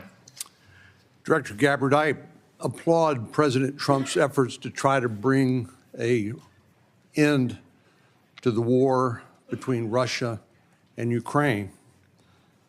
I want to read a statement out of the annual threat assessment and just confirm that you agree with this. It says Russia views its ongoing war with Ukraine as a proxy conflict with the West, and its objective to restore Russian strength and security in its near abroad against perceived U.S. and Western encroachment has increased the risks of unintended escalation between Russia and NATO. Do you agree with that statement? And that is in the annual threat assessment, correct? Correct. I'd like to refer to an AP story, Associated Press, dated March 21st, 2025. The title of the article is "Western Officials Say Russia is Behind a Campaign of Sabotage Across Europe." This AP map shows it. Mr. Chairman, I'd like to ask unanimous consent that it's being made part of the record. Without objection. The document that AP compiled, and I presume this is through open sources, documented 59 incidents, including cyber attacks, spreading propaganda, plotting killings, or committing acts of vandalism, arson, sabotage, or espionage. Is that consistent with your understanding and impression of what Russia's currently engaged in Europe? Senator, I haven't seen that specific article, but I can confirm that we assess Russia's attempts to conduct such sabotage activities in Europe. Thank you. One of the things that I'm most concerned about following some of the discussions between Russia and Ukraine and the United States and our other allies, obviously, as I said, peace between Ukraine and Russia is the desirable end state. I think you'd have to be crazy to say otherwise. But I also want to talk a little bit about the unexpected or maybe unintended consequences of European insecurity. I know the incoming Chancellor of Germany has talked about the possibility that Germany might share its nuclear weapons with Ukraine and suggested that the UK would be part of that. I know that Poland has talked about acquiring nuclear weapons, and perhaps other European countries to make up for what they view as a receding of the American umbrella of protection. General Krause, what would be the result of a proliferation of nuclear weapon-armed countries in Europe if, in fact, that would occur as a result of the perception of European insecurity? Senator, thank you for the question. One of the things that the intelligence community works very hard on is to understand who has nuclear weapons throughout the planet. And as discussed in the opening statements, both by the chair and by Director Gabbard, the proliferation and the increase in the types and the lethality of nuclear weapons is one of the things that we have to track and we as a nation are going to have to face. It has changed dramatically in the last 5 years and will continue to change over the next 5 years. The addition of additional countries which have their own deterrence policies and will act in a nuclear dialogue, or the presence of those weapons, the security of those weapons, the movement and the threat of use of those weapons complicates the environment by which all of us will operate and will complicate all of the decisions by which all future conflict and the political decisions that we support of the decision makers. It makes the world a more dangerous place, does it not? Senator, yes, it does. And just by way of history, Ukraine used to have the third largest arsenal of nuclear weapons on the planet. But as a result of negotiations between Russia and Ukraine and the United Kingdom, the Budapest Memorandum documented a commitment by Russia and the United States to protect the territorial integrity of Ukraine in exchange for them giving up their nuclear weapons. Did I correctly summarize the content of the Budapest Memorandum back in 1994? Yes, Senator, you did, and Ukraine willingly gave up its weapons for the protection of others. Thank you very much. Senator Wyden. Thank you, Mr. Chairman. And obviously, my colleagues and I feel very strongly about the war planning meeting over unclassified phones. Obviously reckless, obviously dangerous. Both the mishandling of classified information and the deliberate destruction of federal records are potential crimes that ought to be investigated immediately. And I want to make clear that I'm of the view that there ought to be resignation, starting with the National Security Advisor and the Secretary of Defense. Director Ratcliffe and Director Gabbard, have you participated in any other group chats with senior Trump administration officials in which classified information was shared using phones that weren't cleared for such information? Question for the two of you. Senator, thank you for the question. I haven't, your question was, have I participated in any other group chats sharing classified information? To be clear, I haven't participated in any signal group messaging that relates to any classified information at all. Okay. Director Gabbard? Senator, I have the same answer. I have not participated in any signal group chat or any other chat on another app that contained any classified information. Yeah, and I just think it's important to follow through here. Would the two of you cooperate with an audit to confirm that that is that is the case? I have no objection. Senator, I'll certainly comply with any follow-up that the National Security Council would deem appropriate. But again, to be clear, the use of signal message end-to-end encryption applications is permissible and was, in this case, used permissibly, at least to my understanding, and in a lawful manner. The seriousness of this is so clear. That's why I want to have an audit, and both of you gave me an answer indicating that you would be open to that, and I appreciate it. Director Patel, you weren't in this particular group chat, but have you participated in any chats on unclassified phones with other administration officials relating to national security? And if so, on what other topics? Thank you for your question, Senator, and not that I can recall. Okay. Question I have for you, Director Gabbard, involves this question of Elon Musk wasn't going to see the military's China war plans because he said he, quote, has business in China and he would be susceptible perhaps to that. That was his comment. So as DNI, you're responsible for security clearance policies across the government. Under your watch, how are you going to go about carrying out this obligation? Because I think it obviously is a very significant one in terms of American national security. Thank you, Senator. As you know, the Office of the Director of National Intelligence provides oversight over these different 18 intelligence elements. Leaders within those elements are empowered with that responsibility to uphold the trust that the American people have placed in them. In this example that you've cited, both Secretary Hegseth as well as President Trump completely denied the assertion that Elon Musk was going to receive any kind of classified war plan brief pertaining to China or any other country. So on the question of whether the president has the prerogative to get clearances is really the area that I want to touch on, because you're formally responsible for security clearance policies, and that's why I'm asking about it. So can a president decide who gets the clearance? Yes. So what about your role? You're formally responsible for security clearance policies. That is also true. So how do we resolve it? The president just gets his way. The elected president and commander-in-chief has the authority to provide a security clearance to those who he deems necessary.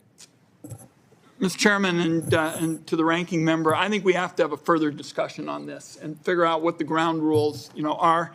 I think it's clear what the director says. I just think we need more clarity, because I think you have the formal responsibility for security clearances, and now we've heard that this somehow is going to be the president's project, and I think we ought to have further discussions. Thank you, Mr. Chairman.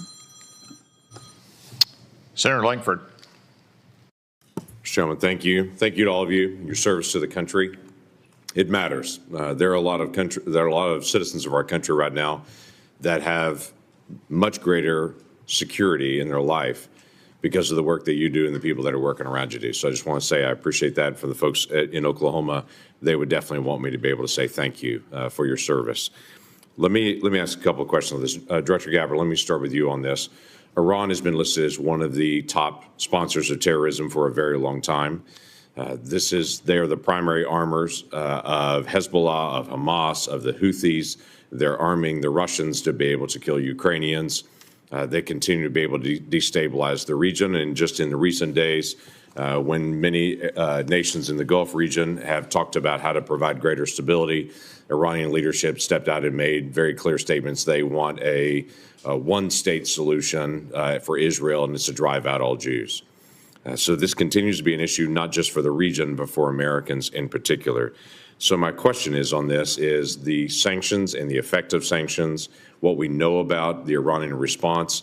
Under the Biden administration, those sanctions will turn down, where, quite frankly, Iran has been able to sell $90 billion in oil on the global market to be able to rearm itself and all the others around the region.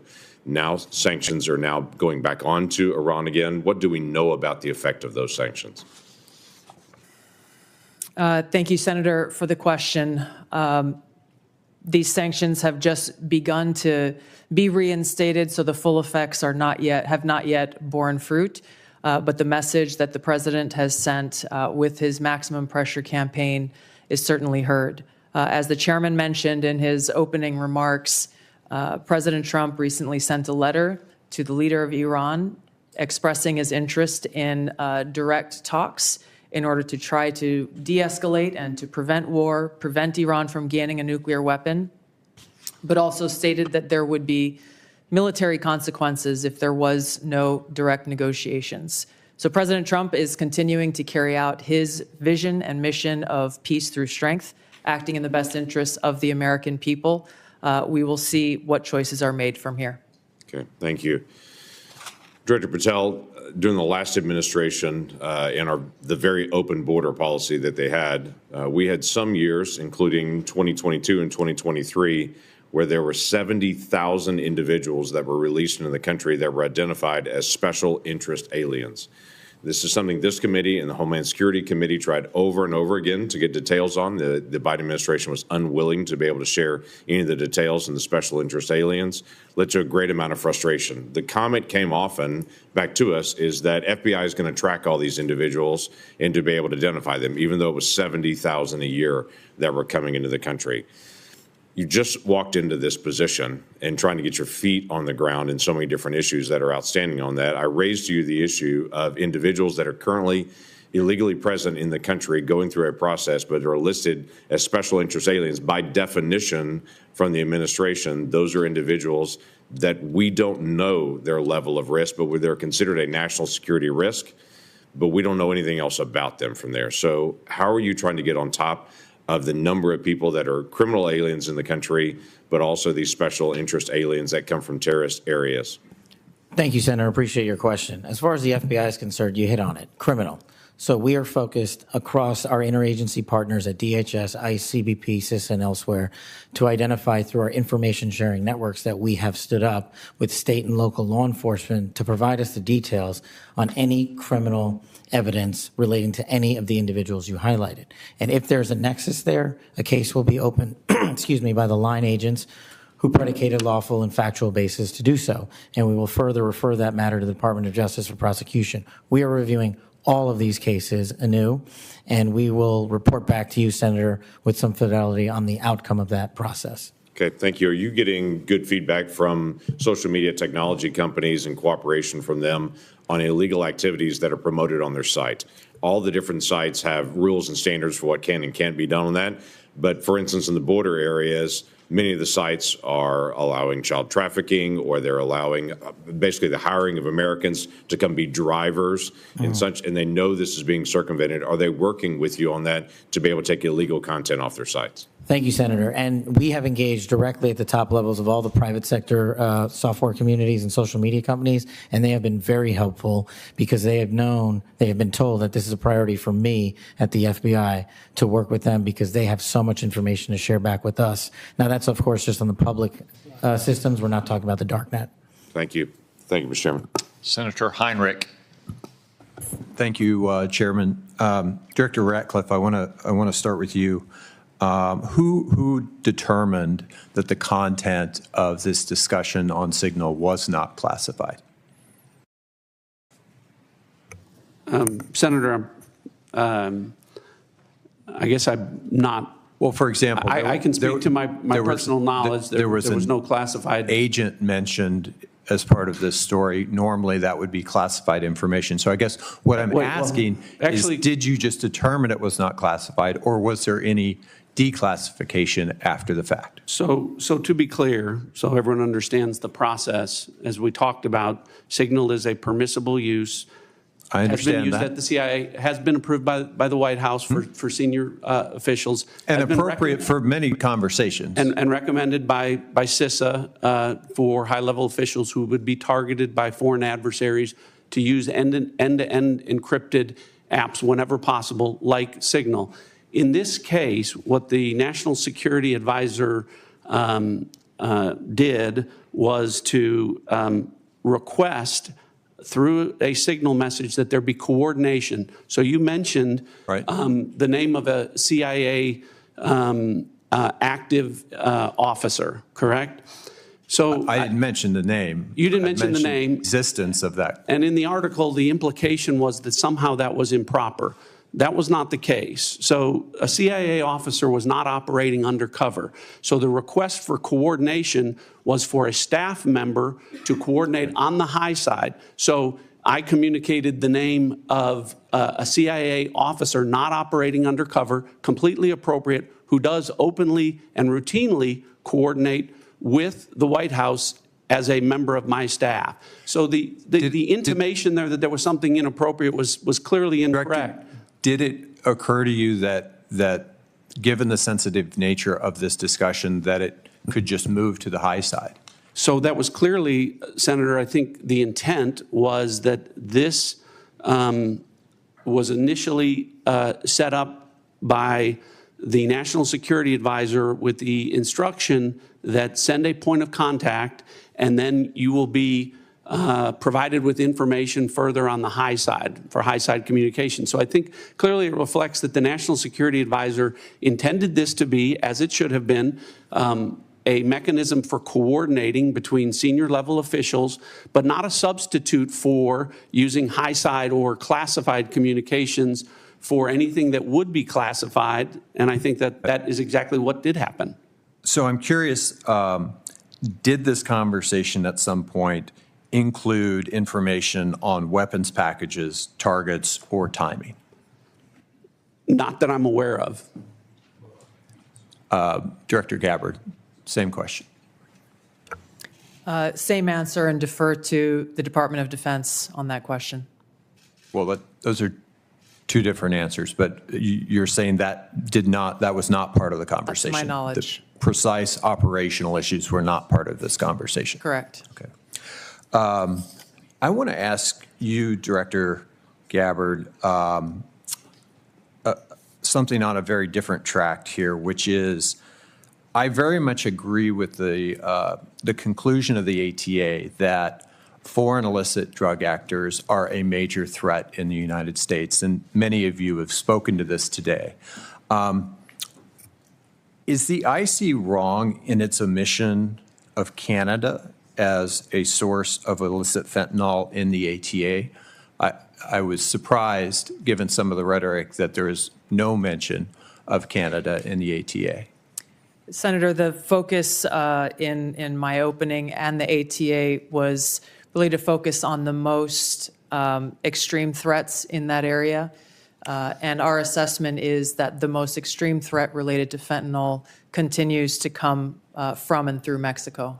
So the president has stated that the fentanyl coming through Canada is massive, and actually said it was an unusual and extraordinary threat. And that was the language that was used to justify putting tariffs on Canada.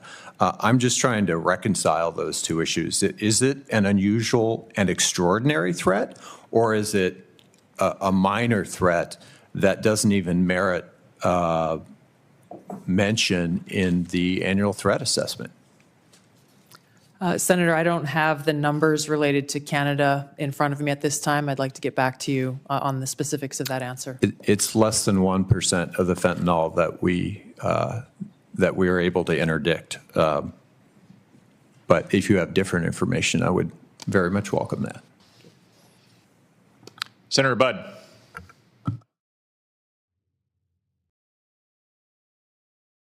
Thank you all for being here. And Director Gabbard, prior to your role here, we had a big storm in western North Carolina, and you were among those first from outside our state to show up. So thank you for your work there. Thank you for your ongoing work there and that of your family as well. It was good to see them when out in western North Carolina last week, so thank you.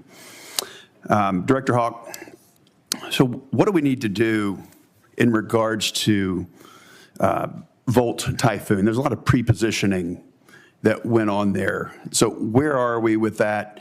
And what do we need to do in regards to our power companies, whether it's generation or distribution, Duke Energy in my home state, or even the rural electric co-ops? What do we need? What have we learned?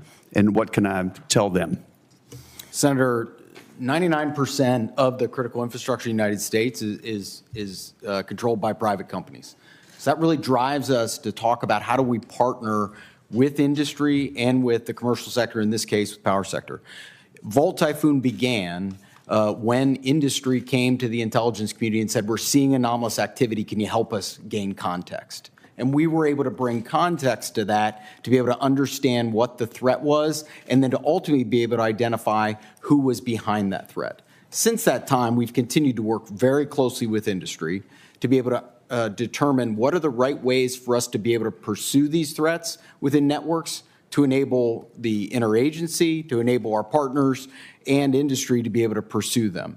That's the approach we have to take. It is a collaboration between the government and industry to be able to eradicate these threats, and we have continued to pursue them together since our first identification and notification that we did related to this particular threat. Thank you. What have you done on the offensive side here in regards to, I think there were three, Salt Typhoon, Volt Typhoon, and even Flax Typhoon. Maybe there were others, but those are the three that are known. Senator, I've been given really clear guidance in terms of what the Secretary of Defense expects in terms of our aggressive approach to be able to restore deterrence, and I look forward to talking with you about that in the closed hearing. Look forward to that. Directors Gabbard and Ratcliffe and Patel, thank you all again for being here. So as you're all keenly aware, Section 702 of FISA is an extremely useful authority to help keep our nation safe. I also know that we need to rebuild American people's trust and confidence that such authorities are not being misused by the intelligence community to unlawfully target Americans. So since taking over your respective agencies, can you tell me and tell the American people how effective the recent changes have been in protecting privacy and civil liberties of each and every Americans? And then, if you will, comment on how useful the authority is in generating intelligence that actually protects the homeland. We'll start with you, Director Gabbard. Senator, Section 702, which authorizes the foreign collection of non-U.S. persons outside of the United States, continues to be one of our most effective collection tools to ensure our national security. There are a number of reforms that the Senate passed, that Congress passed last year that have proven to strengthen the protections of Americans' Fourth Amendment rights. In the short time that I've been in the seat, I've seen a few examples of that directly, most recently through the FISA court, calling in an amici to come in and weigh in on a dispute regarding provisions that would further protect Americans' Fourth Amendment rights. I'll be visiting our friends at the NSA next week and doing a quote-unquote ride-along to observe directly how those reforms that Congress passed are being implemented to protect Americans' civil liberties, and look forward to reporting back after I've had that opportunity. Thank you. Director Patel. Thank you, Senator. With my background in FISA and 702, I just want to clearly delineate between FISA Title 1.3 and 702 collection. We need to both ardently defend its use, but also ardently support reforms that allow the American public to entrust that those charged with those capabilities are not violating the Fourth Amendment or any other violation. Speaking to Title 1, Title 3, when it comes to U.S. persons, I have already included an amendment in terms of FBI language to make sure that when a U.S. person is targeted, that the FBI specifically is responsible for culling through all exculpatory information that is reasonably known and satisfying that burden and stating it in the application. When it comes to 702, Senator, some of the biggest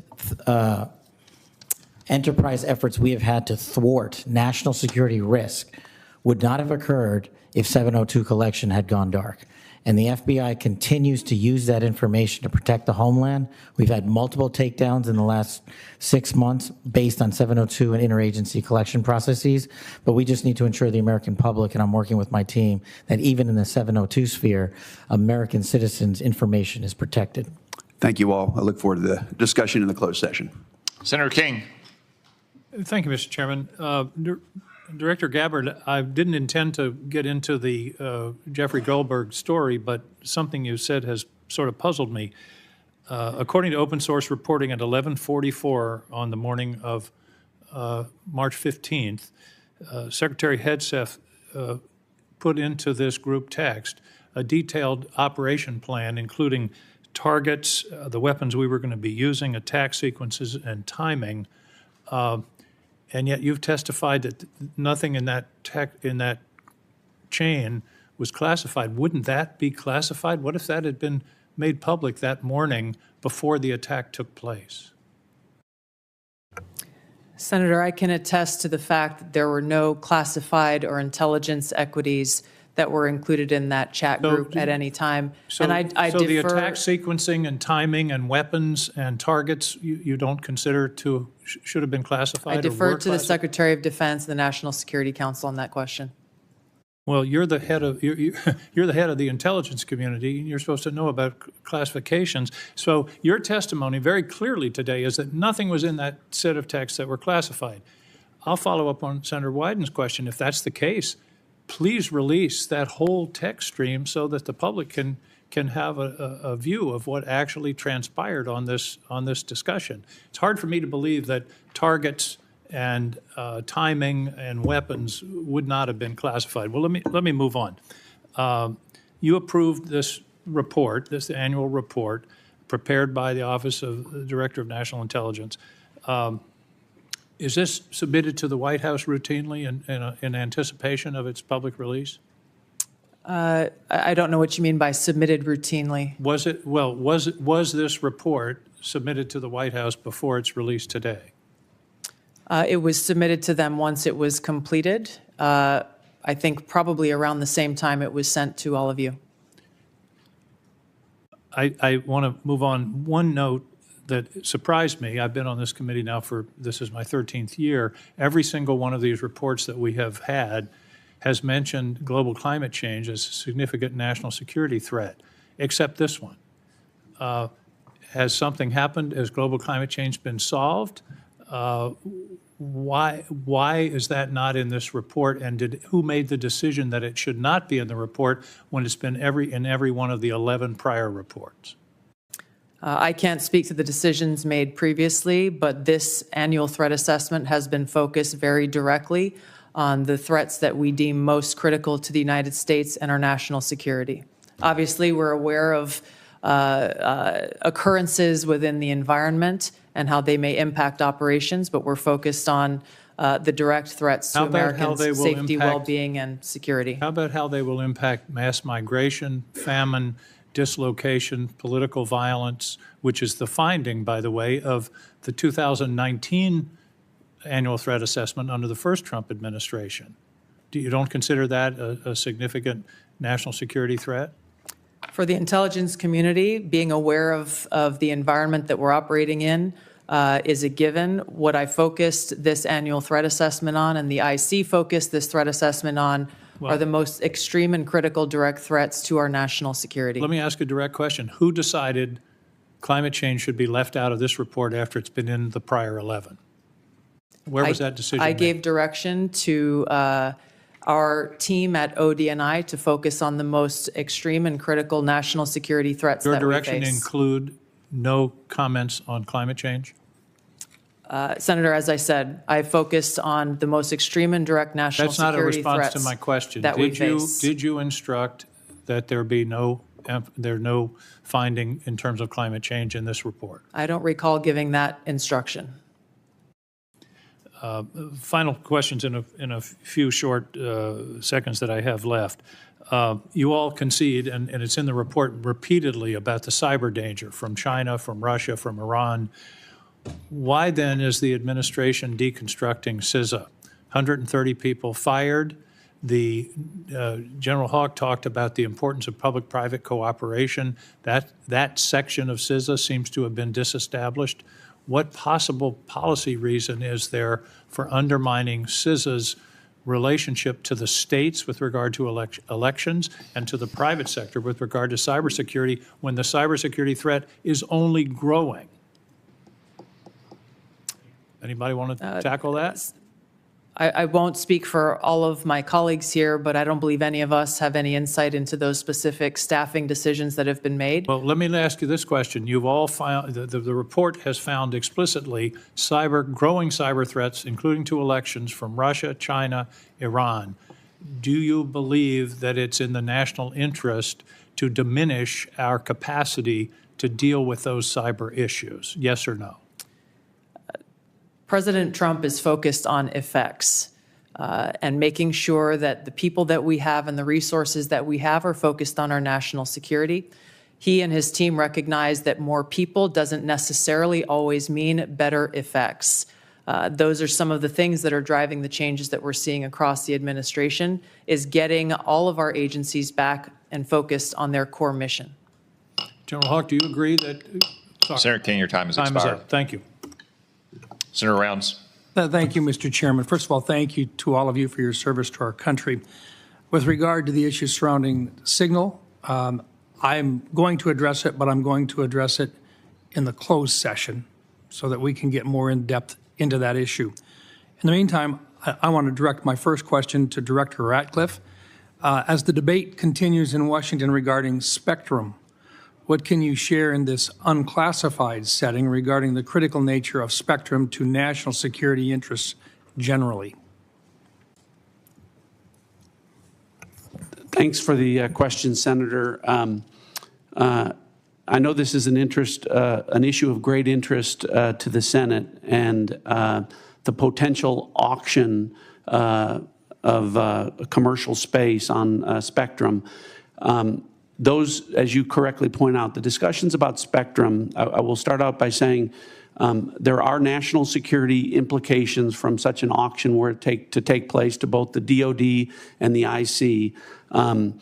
I think the discussions that we need to have in a classified setting, I can relate to you that the direction from early meetings that we've had is that the discussion about where that might take place would not affect specifically CIA or IC equities, and I hope that's the case and where the discussion goes. But I think we need to be concerned that a public auction at bands at certain levels would have an impact on our ability to deliver an accurate intelligence picture. In other words, there are parts of the spectrum which simply cannot be shared with the commercial. That's correct. All right. Thank you. And we can talk about the specific reasons about why in a classified setting that would cause a diminishment of our ability to deliver a good threat picture to the Commander-in-Chief. And in some cases, life or death consequences Absolutely. Involved. Thank you. Director Patel, first of all, I just want to thank you for what you are doing. And I know that there's a number of items that in your previous life you did that simply can't be discussed, but nonetheless, we've appreciated what you have done for your country already. Today, I just wanted to talk to you about, we've seen a series of public news reports about ISIS threats within the United States. And there have been several successful interdictions, Oklahoma City, Philadelphia, New York. Although the question remains as to the total number of ISIS operatives who were able to breach porous borders in the months and years before policy changes in this January of 2025, to what extent is the FBI tracking operatives who remain in the United States today, and what is the FBI doing to track them down? Thank you, Senator. I appreciate your question and your comments. So the priorities at the FBI since I took over have been violent crime and national security, and this speaks directly to national security.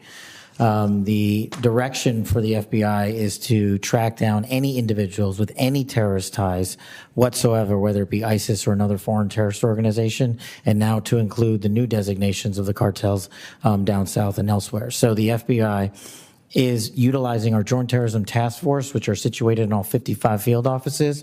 But the key to success there is our partnership with state and local law enforcement who have the ground level intelligence on some of these operatives. And as you've highlighted, we've already shut down numerous threats, and we've identified publicly where permissible these threats and individuals and where they're coming from. And I think the FBI is doing a very good job right now in collecting this information through our interagency process, and we will continue to thwart every bad actor affiliated with a terrorist organization or otherwise. Thank you.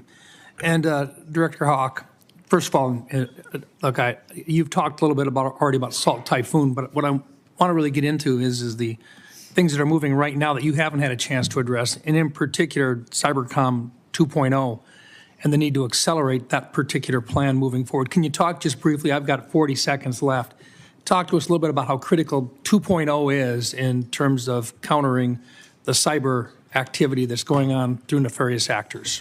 Senator, what we were asked to do by Congress was to look at what's the force generation model for the Department of Defense to be able to generate cyber forces. Based off of that request, I produced the recommendation for the Secretary that outlined 3 critical things, which is really how we manage the talent, how we develop the talent in the department, and also how we equip that talent underpinned by compute and AI. We've brought that plan initially back to Secretary Hegseth. He told us to go faster. We've delivered him that plan. And now, based off of his guidance, we will now begin to move forward with the rest of the department. Thank you. Thank you, Mr. Chairman. Senator Bennett.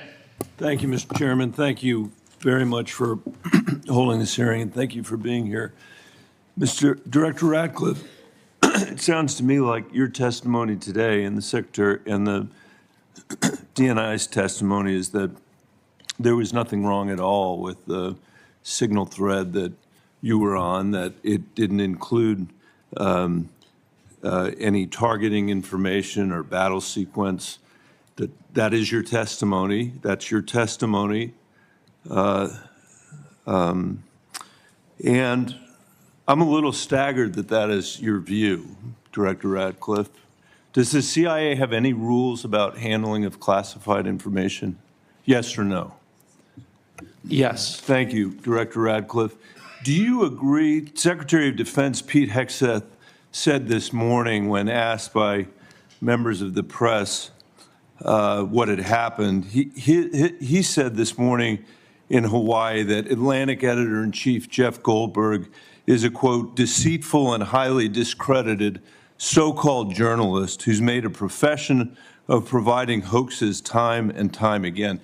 Do you share that evaluation, the Secretary of Defense's evaluation of Jeff Goldberg as a journalist? Senator, I didn't see those comments. I don't know Jeff Goldberg. So do you share that view of the Secretary of Defense? Well, I don't have a view on. Okay. Do you, assuming that he has that view, I'm curious about whether you are the CIA director. Okay, this has happened. We know it's happened. Did Jeff Goldberg somehow, did he create a hoax that allowed him to become part of this signal thread?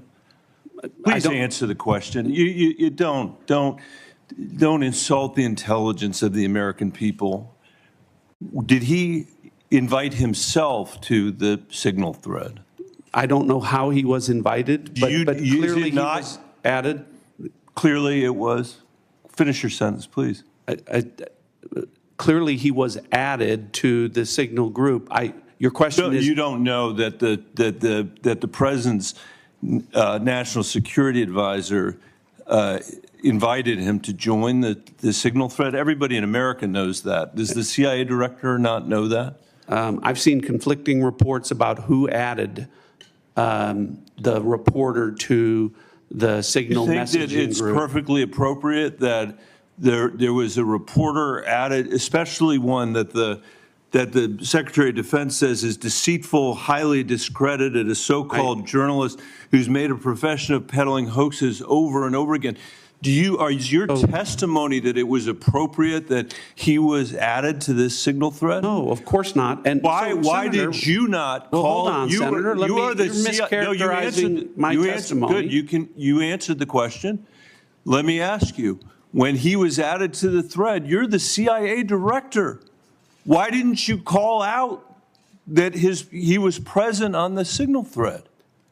I don't know if you use Signal messaging app. I do. Not for classified information, not for targeting, well, neither not do I, for Senator. anything remote. Neither do I, Senator. Well, that's what your testimony is today. It absolutely is not, Senator. Were you not listening at the beginning? No. When I said that I was using it as permitted, it is permissible I agree that's your testimony. Yeah. I agree that's your testimony. You asked me if I use it, and I said not for targeting, not for classified information. And I said I don't either. I also know Jeff Goldberg. I don't use it to communicate with him, but you thought it was appropriate. By the way, I think he's one of the more outstanding journalists in America. But I'm shocked to find him on a thread that he's reading in the parking lot of a grocery store in Washington, D.C. And your testimony as the director of the CIA is that it's totally appropriate. No. Is it appropriate? No, that the Director, that is not what I. Okay, when did go I say ahead, it was? please. When did I use the word appropriate? Well, go ahead, please. Well, I didn't. That everybody in America. So clearly, there's nothing to Senator, see here is what your testimony is. No, I never said that. This is just a normal day at the CIA where we chat about this kind of stuff over Signal. In fact, it's so normal that the last administration left it here for us. That's your testimony today. That's your testimony. No, that's Senator. not my testimony. That's what you said. I didn't say any of those things that you just related, Senator. I heard you say it. We'll let the American people decide. Let me ask you one final point. I'm out of time. It. Well, are you going to give me a chance? Is it appropriate? Did you know that the president's Middle East advisor was in Moscow on this thread while you were, as director of the CIA, participating in this thread? Were you aware of that? Are you aware of that today? I'm not aware of that today. This sloppiness, this incompetence, this disrespect for our intelligence agencies and the personnel who work for them is entirely unacceptable. It's an embarrassment. Senator? You need to do better. You need to do better. Thank you. I'm being gavelled by the chairman, and I apologize for going over my time. Senator Young. Thank you all for being here. I'll be asking some follow-up questions, clarifications about this Signal episode in a closed setting, and try and work with all of you to bring clarity to that situation. It appears to me there's some unanswered questions. It'll take some time, I think, to get there in a more dispassionate setting. Director Gabbard, I'm going to begin today asking you some questions about emerging technology. This has been a real point of emphasis, I know, of our broader national security community for a period of time.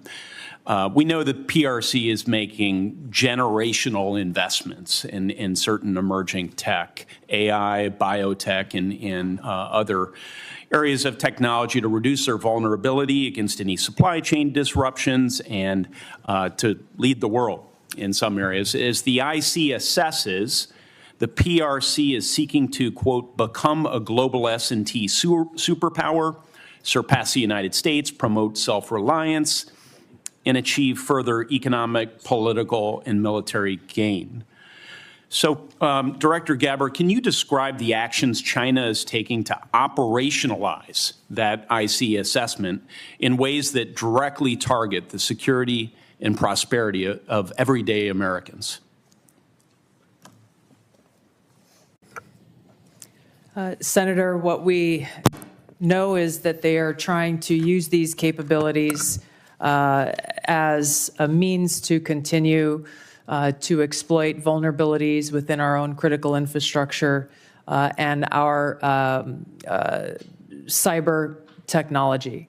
The critical infrastructure is a key area of concern given what we know has already been exploited, these asymmetric attacks that have been placed within our critical infrastructure that are of serious concern given how they could be exploited, especially during a time of conflict. We know that they are experiencing a boom in their generative AI capability and are competing very heavily against our own AI capabilities. Obviously, AI can and will be used across a multitude of every sector of our society, both here as we are in our own country, and we expect China to be able to continue to do the same there. So two key areas of vulnerability to the United States, conceivably, susceptibility to cyber attacks, and as China's leveraging of AI towards misinformation, increasingly into the physical realm, they can pose threats to us as well. As follow-up, Director Ratcliffe, we've had Huawei, we've had TikTok. What do you believe will be the next point of technological friction and competition between the U.S. and China? What should members of Congress be looking for? Senator, I think I can answer this question more fully in the classified setting. What I would say is it relates to the issue of emerging technologies and matters of quantum computing and quantum sensing, and our ability to stay ahead of China on the technological curve with respect to those issues. I'd be happy to get into that in further detail in a classified setting. Excellent. We'll dive into that. Director Haw, General, how do you see biotech playing into this broader competition? I think it's an area that, from our perspective, has increasingly been a priority as we want to understand the approach that China's taken, and also to ensure that as we think about the president's priorities in terms of both economic and technology security, we are certainly, as a community, following DNI's guidance, that we are increasingly putting our resources to be able to ensure that we understand where China is investing in those resources and how that will impact our economy and overall the overall health of our national security. Thank you, General.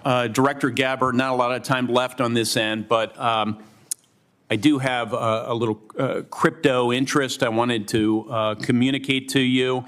Can you share with this committee how we're positioned to disrupt foreign cyber efforts to steal cryptocurrency, such as the North Koreans have successfully done? If others would like to pull this thread and weigh in on this question very briefly, that would be great. Senator, we're obviously aware of North Korea's revenue generating by stealing cryptocurrency has had a significant effect on North Korea's capabilities. I defer to our technical experts on the actions that are being taken. Senator, I think this would be a great topic when we go to closed session. It's going to be a busy closed setting. Yes. Director Patel? I agree with the general. In closed session, I can provide some details.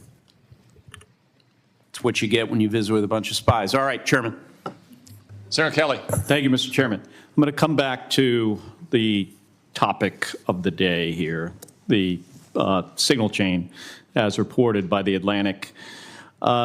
Ms. Gabbard and Mr. Ratcliffe, you each testified that there was no information operational in nature, no classified information. So I want to ask each of you just a series of, just respond yes or no. I'll start with Ms. Gabbard. In the signal chain that we have been talking about, was there any mention of a target in Yemen?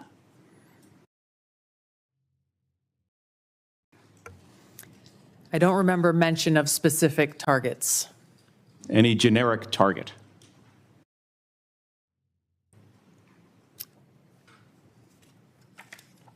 I believe there was discussion around targets in general. Mr. Ratcliffe. I think that's consistent with my recollection. Again, I don't have access to that. Was there any mention, Ms. Gabbard, of a weapon or weapons system? I don't recall specific weapons systems being named.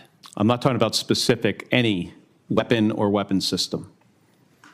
I don't recall specific names of systems or weapons being used or named within the Well, I'm chat. not asking whether, I don't want you to tell me what the specific weapon was, but any weapon at all. Mr. Ratcliffe, same question. I don't recall. How about anything about timing? Ms. Gabbard. I don't recall specific timing. Was there any I mention? won't get into the detail of the conversation, but obviously there was a significant amount of planning and internal discussions that had occurred prior to and outside of this signal chat. Mr. Ratcliffe, you're nodding your head. Any mention of any military unit whatsoever? Mr. Ratcliffe. Not that I recall. Ms. Gabbard. Not that I recall. Okay, so I understand that DoD policy prohibits discussion of even what is called controlled unclassified information, or CUI, on unsecured devices. Are both of you aware of that DoD policy? I haven't read that policy. Not familiar with the DoD policy, but I would say that the Secretary of Defense is the original classification authority for DoD in deciding what would be classified information. Ms. Gabbard, does the intelligence community have a policy that prohibits discussion of controlled unclassified information? Yes. It does. Okay. Controlled unclassified information, according to DoD, includes information that is information that has not been approved for public release. Would you, of what's been disclosed publicly of the signal chain, would either of you feel that that would be approved for public release? Ms. Gabbard. The discussion that took place in that signal chat group was a conversation reflecting national security leaders and the vice president around the president's objectives. So yes or no, would you approve that for public release? I don't feel I can answer that question here. Because of the nature of this hearing? Because of the nature of a private discussion that took place between individual leaders in our government. It would make sense that you would not approve it for public release, wouldn't it? There are other factors that would go into that consideration. Mr. Ratcliffe, yes or no? I wouldn't approve the release of classified information. Again, as I've said, my I'm not talking about understanding is classified information, Mr. Ratcliffe. I'm talking about information that has not been approved for public release. That is information that is considered controlled, unclassified information. The principles that would have been on that would have been individuals capable of approving that for public release. Do you, I got 20 seconds. The deliberation as to whether or not we should launch a strike on another country, would you consider that classified information, Ms. Gabbard? Well, the information was not classified. I'm not talking about this. I'm just talking about deliberation from principles as to whether or not we should launch a strike on another country. Would you consider that classified information? I'm not talking about what happened this week. There are other factors that would go into determining that classification. Mr. Ratcliffe, the deliberation between principals in our national security apparatus about whether or not to strike another country, would you consider that to be classified information? Pre-decisional strike deliberation should be conducted through classified channels. Thank you. Thank you, Mr. Chairman. If I may, I just want to return, Mr. Ratcliffe, to your answer there in part, Senator Kelly. It's been raised at several occasions now in this hearing about whether classified information was discussed in this chat. And you mentioned about the Secretary of Defense being what you called, I think, the original classification authority. Correct. Correct. I think it's important for the public to understand that although you and Director Gabbard are original classification authorities on many matters, you're not that for all matters that might be classified in the government. Is that right? That's correct. So if the Secretary of State has classified sensitive diplomatic details, that's his authority. If the Secretary of Energy has sensitive classified information about our national laboratories, that's his authority. And the two of you can't speak to other departments who have their own original classification authority, and which, of course, as Director Gabbard said, ultimately rested with one person, the President of the United States. Is that correct? That's correct. Okay. I just wanted to clarify that. It looks like the Vice Chairman wants to weigh in as well. Just very briefly. I mean, I think it strains the audience and the watching public's credibility if we're talking about timing, packages, that somehow this would be okay to put out, or just, frankly, senior American officials trashing Europe. I've been around this for a while. This is not information you generally put out. And the notion there's not even acknowledgement of, hey, gosh, we screwed up, is stunning to me. And the idea somehow, well, none of this was classified, but we can't talk about it here. You can't have it both ways. I think the witness's point is that they can't speak for every official in the government who has original classification authority. Chairman, I don't, that's not what I'm not trying to litigate that. I'm trying to litigate on the face unless, as Senator Bennett said, this reporter is somehow making this all up. And I think the White House has acknowledged that the text chain that he submitted was authentic. It strains my mind to think, again, it strains my mind if the shoe had been on the other foot, what my colleagues would be saying about this. And again, we're going to get to the bottom of it.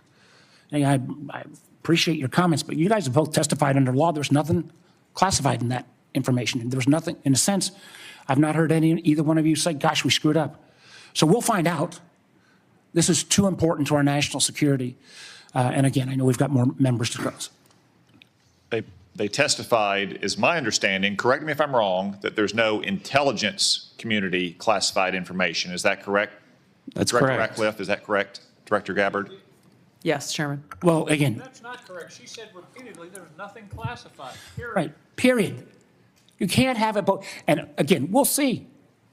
I cannot believe this is not going to come out. And if it's not classified, again, we'd ask you to give it to the public today. I'm sure one of your aides back there probably got it on paper. If you got it here, it's not classified, stand by your position. Or is this just one more example of a careless approach to how we keep our secrets in this administration? With apologies to Senator Moran. Thank you, Mr. Chairman, and thank you to our witnesses for being here. I want to explore a little bit about Ukraine, and I'll direct this to Director Ratcliffe or Director Cruz. The ATA assesses that, quote, the grinding war of attrition in Ukraine, quote, will lead to a gradual but steady erosion of Kyiv's positions on the battlefield. Are Ukrainian forces at any significant risk of collapse this year?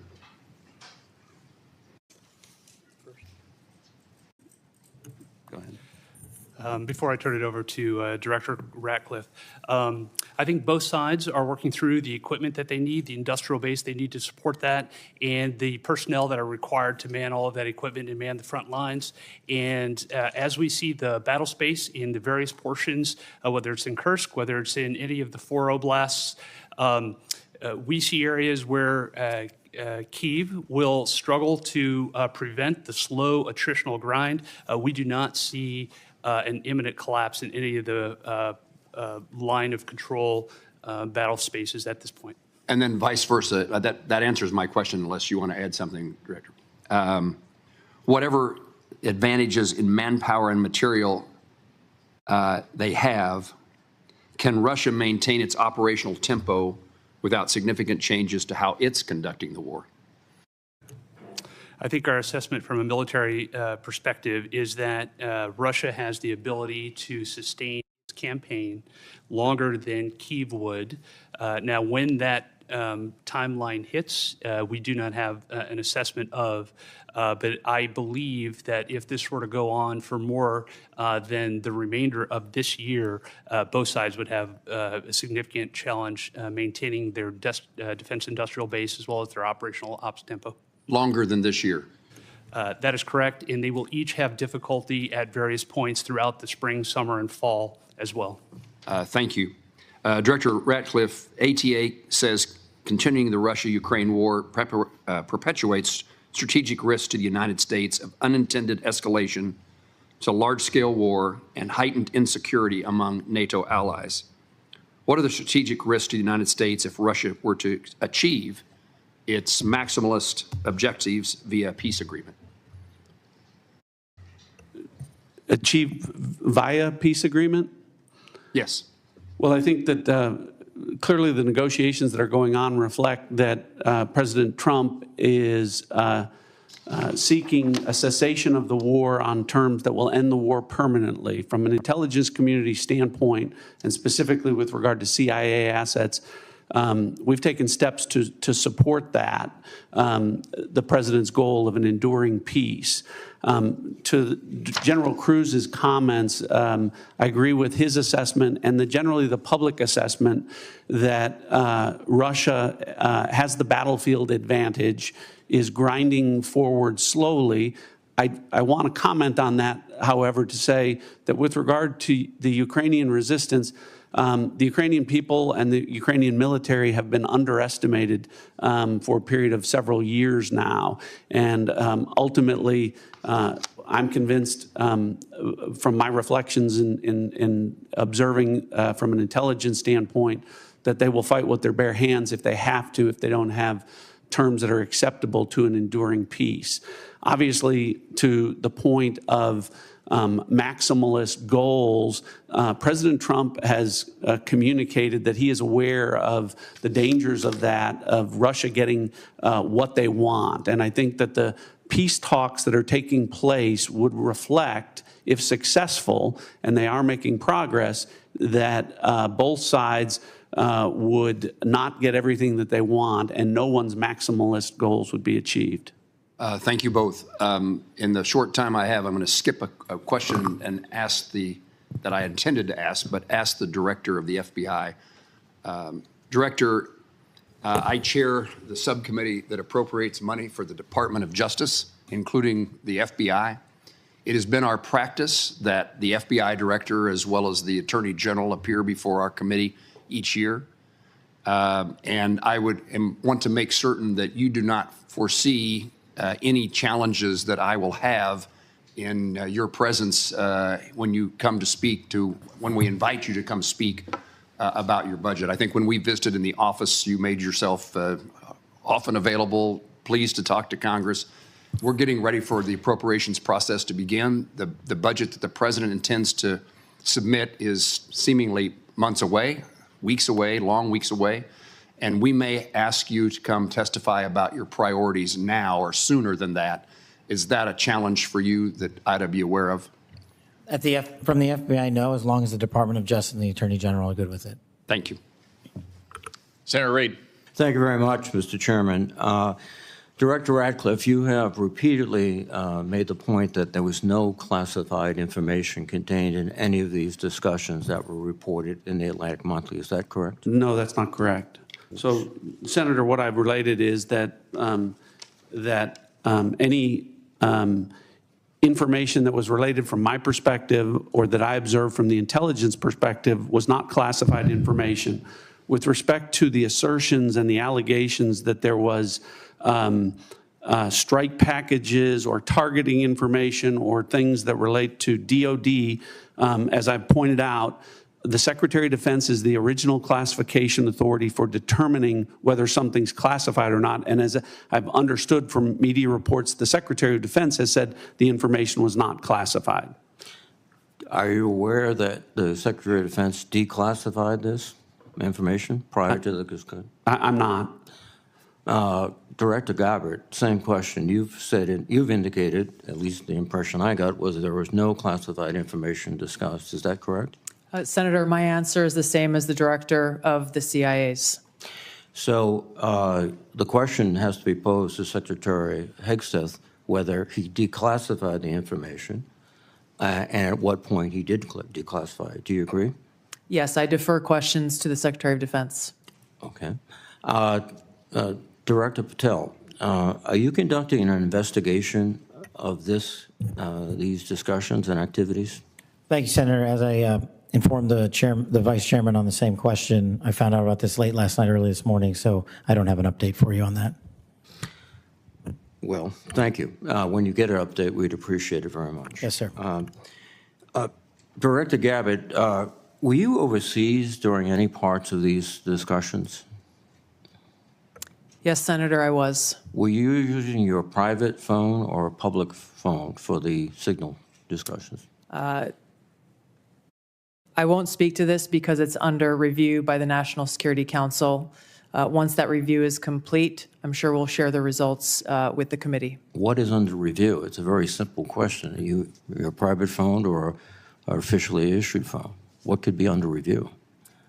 National Security Council is reviewing all aspects of how this came to be, how the journalist was inadvertently added to the group chat, and what occurred within that chat across the board. But so you were not going to disclose anything about whether you use the phone.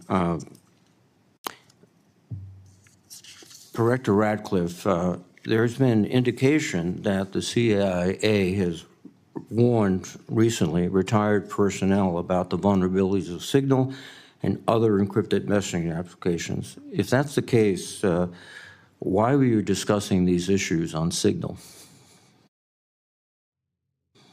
Senator, Signal use, as I've said repeatedly, is permissible for work purposes. I've never said that end-to-end encryption apps like Signal are a substitute for classified systems.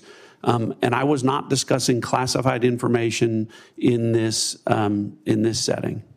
But as you've indicated previously, perhaps the Secretary of Defense was discussing classified information, and only he can be held accountable in terms of whether it was classified or declassified at the point when he spoke. Is that accurate? Well, I didn't say it that way. I said the Secretary of Defense is the original classification authority, and my understanding is that his comments are that any information that he shared was not classified. But you have no way to verify that? I don't. Again, this is a very troubling example and a great lapse in our intelligence and our discussion. One further point, if you are not aware of any classified information on the discussions back and forth, would it be appropriate for the author to release the entire text of what he heard or transcribed? I think the author has released, my understanding, essentially almost all of the information as it's been related to me. I don't know what calculation the author made with regard to what information would be released or not. Well, but again, I can again confirm that with respect to the communications that were related, as to me, there was no classified information. According to the article, quote, the message contained information that might be interpreted as related to actual and current intelligence operations, and the author did not disclose that information. So the question would be, if he disclosed everything he heard, in your view. That wouldn't be classified information. I know the context of what that is, and I think the author said might be interpreted as related to intelligence information. It was not classified information. So it goes back to my point. If he released all this information he did not release, he could do so without any liability at the federal level. I think you're asking for a legal answer that I'm not able to give you, but. Mr. Patel, can you opine? You're a lawyer and you're the director of the FBI. Would he face any legal liability if he released the information? Because of the questions you and the Vice Chairman have put to me, I'm not going to prejudge the situation, and that legal call is ultimately for the Department of Justice. Thank you. Thank you very much, Mr. Chairman. Senator Ossoff. Thank you, Mr. Chairman, and thank you all for joining us and for your service. Just to make sure I understand some of the basics here, so Director Ratcliffe, you were a member of the Houthi PC small group signal chain, correct? I was. Yeah, and so were the Vice President, the Secretaries of State and Defense, the National Security Advisor, and Ms. Gabbard, correct? I believe so. I don't have a list of who was invited to be on. And so was national political reporter Jeffrey Goldberg, correct? I don't know that. Yes, you do. I don't know Jeffrey Goldberg. And I've already testified, I don't know whether or how he was added. Okay, well, he was a member of the signal chain, and the discussion included the Vice President's private opinion on the wisdom of proposed U.S. strikes in Yemen, correct? I don't recall. Vance, quote, I think we are making a mistake. I am not sure the President is aware of how inconsistent this is with his message on Europe right now. There was a strong argument for delaying this a month. You don't recall? I don't, as you don't recall seeing that? Read that, I don't. It included the private opinions of the Secretary of Defense on the timing of strikes in Yemen, correct? I don't recall. Director Ratcliffe, surely you prepared for this hearing today. You were part of a group of principals, senior echelons of the U.S. government, in now a widely publicized breach of sensitive information. You don't recall whether the Vice President opined on the wisdom of the strikes? That's your testimony today under oath? In that setting, I don't recall. Here's what Secretary Hegseth said, quote, waiting a few weeks or months does not fundamentally change the calculus. Two immediate risks on waiting. One, this leaks and we look indecisive. Two, Israel takes an action first or Gaza ceasefire falls apart and we don't get to start this on our own terms. Your testimony is you don't recall the Secretary of Defense sending that message or reading it? I recall there being an exchange. I don't recall the specifics as you're reading it. Well, let's put it this way, Director Ratcliffe, a discussion by senior U.S. officials on the timing and risks of a proposed military campaign and disagreements between the President and the Vice President about U.S. plans and intentions would be of obvious interest to foreign intelligence services, would it not? Yes.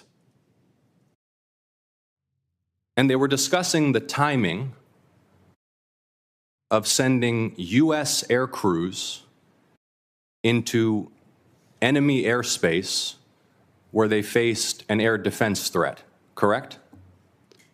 I'm going to, Senator, defer to the other principles that you're referring to about what the meaning and the context of what they were on. They're talking about the timing of U.S. airstrikes, correct? Yes. Yes, and therefore the timing of sending U.S. air crews into hostile airspace, correct? Yes.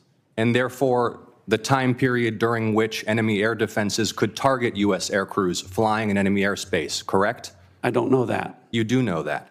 Let me ask this question, General Hawk. You lead America's signals intelligence collection.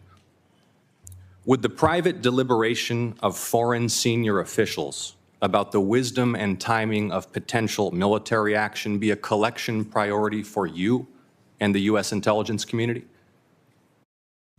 Senator, it's our job to do indications and warning for both the plans and intentions of adversary leaders and for military commanders. And would not information about the timing of airstrikes allow a military to pre-position or cue air defense systems to shoot down enemy aircraft? I think, Senator, from our perspective, any advance warning is something that we certainly are trying to protect. Yeah. Director Ratcliffe, this was a huge mistake, correct? No. A national political... Hold on. No, you Let me hold answer. on. No, Director Ratcliffe, I asked you a yes or no question, and now you hold on. A national political reporter you can characterize it how you want. Was made privy the White to House sensitive information about imminent military operations against a foreign terrorist an organization. Mistake of adding a reporter. And that wasn't a huge mistake? That wasn't a huge mistake? Well, I think they characterize it as a mistake. This is an embarrassment. This is utterly unprofessional. There's been no apology. There has been no recognition of the gravity of this error. And by the way, we will get the full transcript of this chain, and your testimony will be measured carefully against its content. Thank you, Mr. Chairman. I thank the witnesses again for their appearance today. I sense the Vice Chairman has something to add. I do. So I will recognize him briefly. Well, again, I thank the witnesses. But what you're saying doesn't make sense on the face of it. Everybody knows, at least Director Ratcliffe, you had the courtesy of acknowledging you were on the chain, Director Gabbard wouldn't even touch that, even though we've got our initials. And if you want a comparison, think back to the beginning of the Ukraine war, when the United States, in concert with our then ally, the United Kingdom, declassified a lot of Putin's battle plans that allowed the Ukrainians to push back successfully on the Russian invasion. How was that? That was gone through a real process of declassification.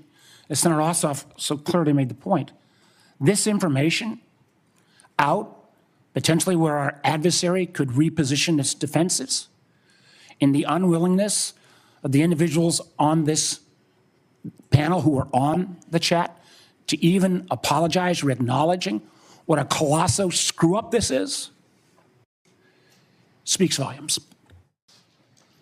Thank you to our witnesses for your appearance. A few administrative matters. As I mentioned earlier, Senator Collins is under the weather. She regrets that she could not be here for your testimony. Senator Risch, likewise, had to preside over a hearing of the Foreign Relations Committee to include the nomination of my former governor, Mike Huckabee, a great American and a great friend of Israel, to be the next ambassador to Israel. He also regrets that he could not be here. I anticipate he may have written questions as well. I would urge you all to respond to those promptly. Now, the audience will remain seated while our witnesses and their aides depart the hearing room. The Capitol Police will ensure this occurs. I want to commend the Capitol Police and our committee security staff for running an orderly hearing today. For the benefit of members, the vote on the floor has been called. We will adjourn this open hearing and we will reconvene in closed setting at 12:40 p.m. The hearing is adjourned.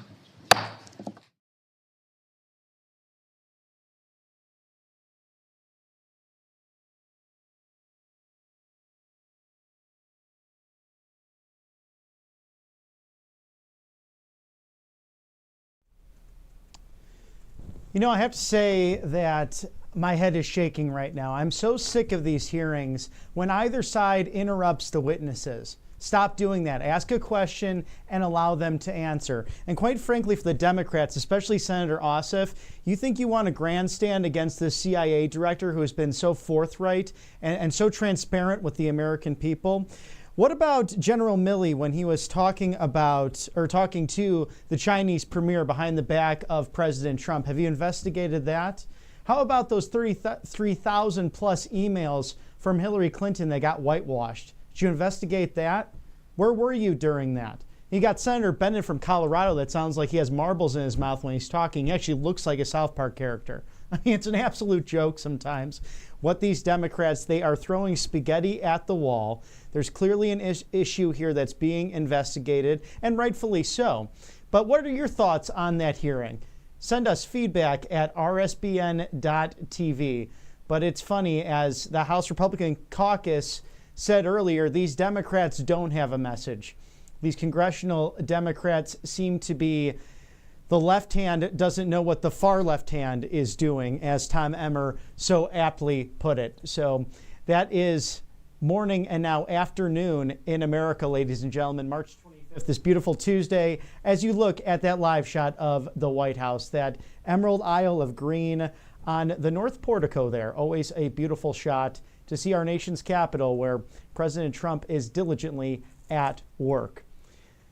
So with that, some of our sponsors, Colonial Metals Group. We love gold and silver here at the network. And Paul Stone, the great CEO of this amazing organization, excellent at getting this knowledge out to you, the American people, not only for your retirement, but for those big things in life, those big annuities, those big savings that can really help you get to that American dream. Why don't you scan that QR code right now, shield your savings today, freegoldguide.com/RSBN. It is your go-to since 2000, Y2K, that year, 840% increase in the worth of gold in the last 25 years. How about since 1971 when we went off the gold standard during the Nixon administration? up over 7,000%. Gold doesn't go down, it goes up, and we've seen silver hitting record highs in the last few years. So freegoldguy.com/RSBN. Give them a visit today. Do not delay. Scan that QR code right now. What about angelpaste.com? This miracle cream, you have to get it because you might have the dry hands, especially if you still live up north today. I'm not going to brag, but okay, I guess I will. It's going to be 78 degrees today in the friendliest village on the plains. It's beautiful, but even with all these nice temperatures, I still take advantage of angelpaste.com. You've seen me use it right here on the show. My dry hands went to being really relaxed and filled with vitamin B, non-GMO, no chemicals. You can trust the products that this great Christian company puts into their beauty products. And let me tell you, they also hire U.S. Army vets and Marine vets, Air Force vets. They are pro-veteran. So they are out of Spring, Texas, the Lone Star State, off of the Gulf of America. Visit angelpaste.com for all of their wonderful products, especially that miracle cream. So experience the miracle now at angelpaste.com. How about mypillow.com/RSBN? Absolutely love Mr. Mike Lindell, the amazing work he's done to protect American patriots like you, whether it's free speech, election integrity, the Bill of Rights, and the inspiration of his own life, his personal faith journey to Jesus Christ, and what he has shared not only with his time and talent and gifts, but the fact that he loves this country and will continue to fight for it. So why don't we fight for him? Someone who's been canceled many times. He's got the spring sheet sale going on, those Giza Dream sheets out of the Mediterranean, some of the best cotton in the world, all made here, manufactured in the United States, save 50%. Those queen sheets going for $29.98, an incredible deal. mypillow.com/RSBN, 2,000 items on the website, up to 50% off of everything. And of course, lean. Are you that yo-yo dieter? Some things work, some things don't. Well, go to takelean.com and trim fat, just like Doge is trimming the waste and making congressional Democrats literally scared to deal with on a general basis, because you are taking control of your future. So are the great patriots serving this American nation in our capital. Freedom from that extra weight starts today. TakeLean.com. Sometimes you go through those yo-yo dieting situations where you can lose all that weight, then put it back on, but it's dangerous to do dieting that way, and studies have shown that it can increase your risk of heart attack, stroke, type 2 diabetes, and other health problems. So breaking free from those habits is good for you. TakeLean.com. The science behind lean is impressive. It's studied natural ingredients targeting weight loss in 3 powerful ways. Helps maintain blood sugar, also controls appetite and cravings. It also helps burn fat for energy. So this is a great way to do this. Take this deal right now. Let me get you started with 20% off using code RSBN. Easy to remember. TakeLean.com, code RSBN, and get that weight loss journey going now so you'll be beach ready by the beautiful Memorial Day, that turn of summer, which is just right around the corner. I can't believe how fast this year has gone already. I mean, we're getting closer and closer to 100 days in office, and we've seen the countless successes by the Trump administration. So get all America First updates and exclusive offers at rsbnetwork.com/newsletter.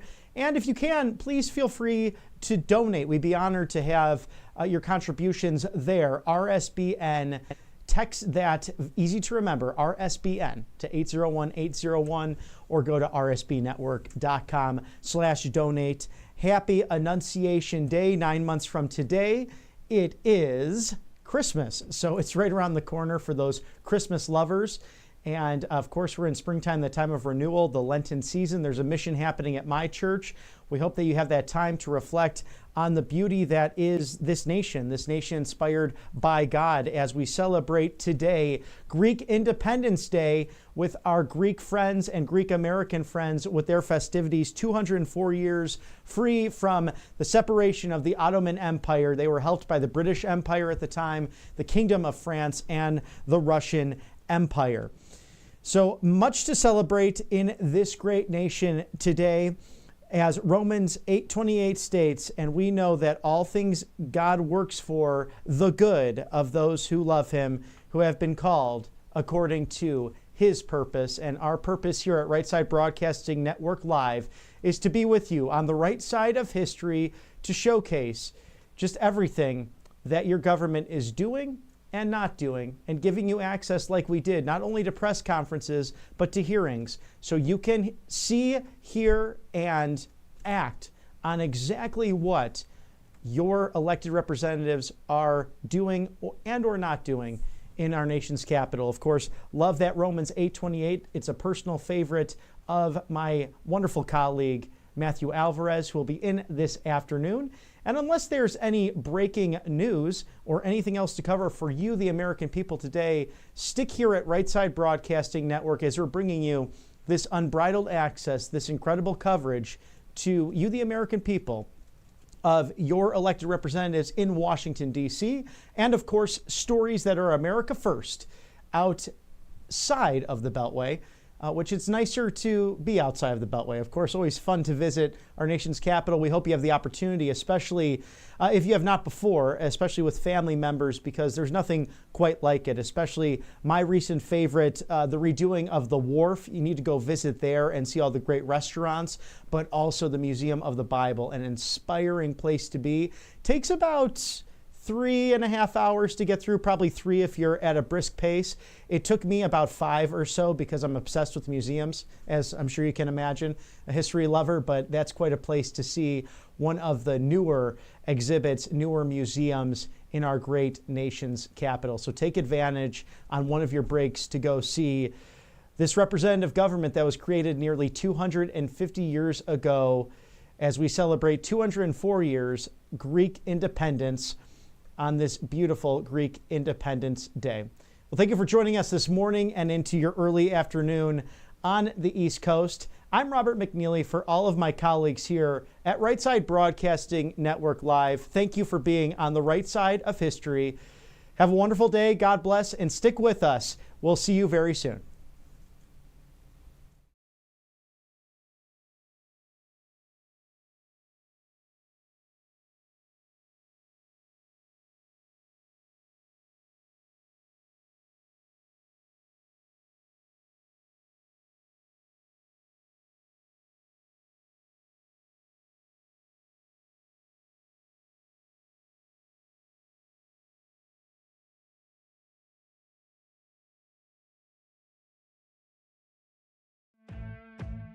Welcome to Right Side Broadcasting Network, your trusted conservative news outlet. At RSBN, we deliver the truth when the mainstream media falls short. Since 2015, we've proudly broadcasted every single one of President Trump's iconic MAGA rallies, bringing you the excitement and energy live before anyone else. By watching RSBN, you get an unfiltered front row view of the action on the ground.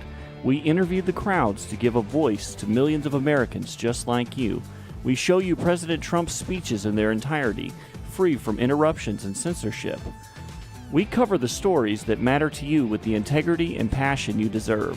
Thank you for choosing RSBN as your home for America First News. Together, we stand strong, united, and informed. So join us and be part of the right side of history. Hello, this is Mike Huckabee. President Trump said he wants to take back the White House and teach our kids to love our country. That's why my team created a kids guide to President Trump. It'll teach your kids all about President Trump's accomplishments and his vision for America. And right now, I want to give it to you for free as part of this free gift bundle. Get your free gift bundle featuring the Kids Guide to President Trump, a free kids magazine, and the Great Again video lesson by visiting freetrumpbook.com. That's freetrumpbook.com.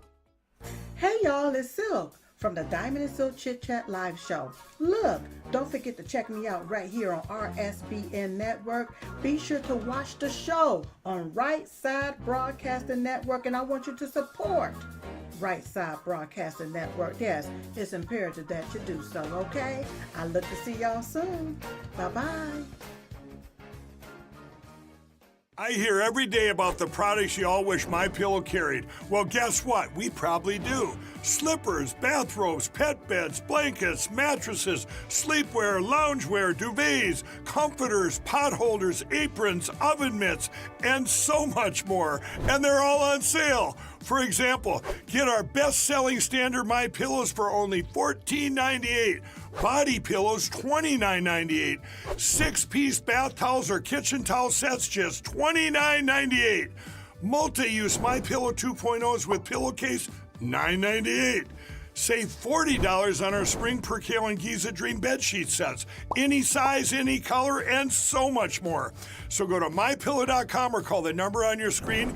Use your promo code to save up to 80% on all MyPillow products.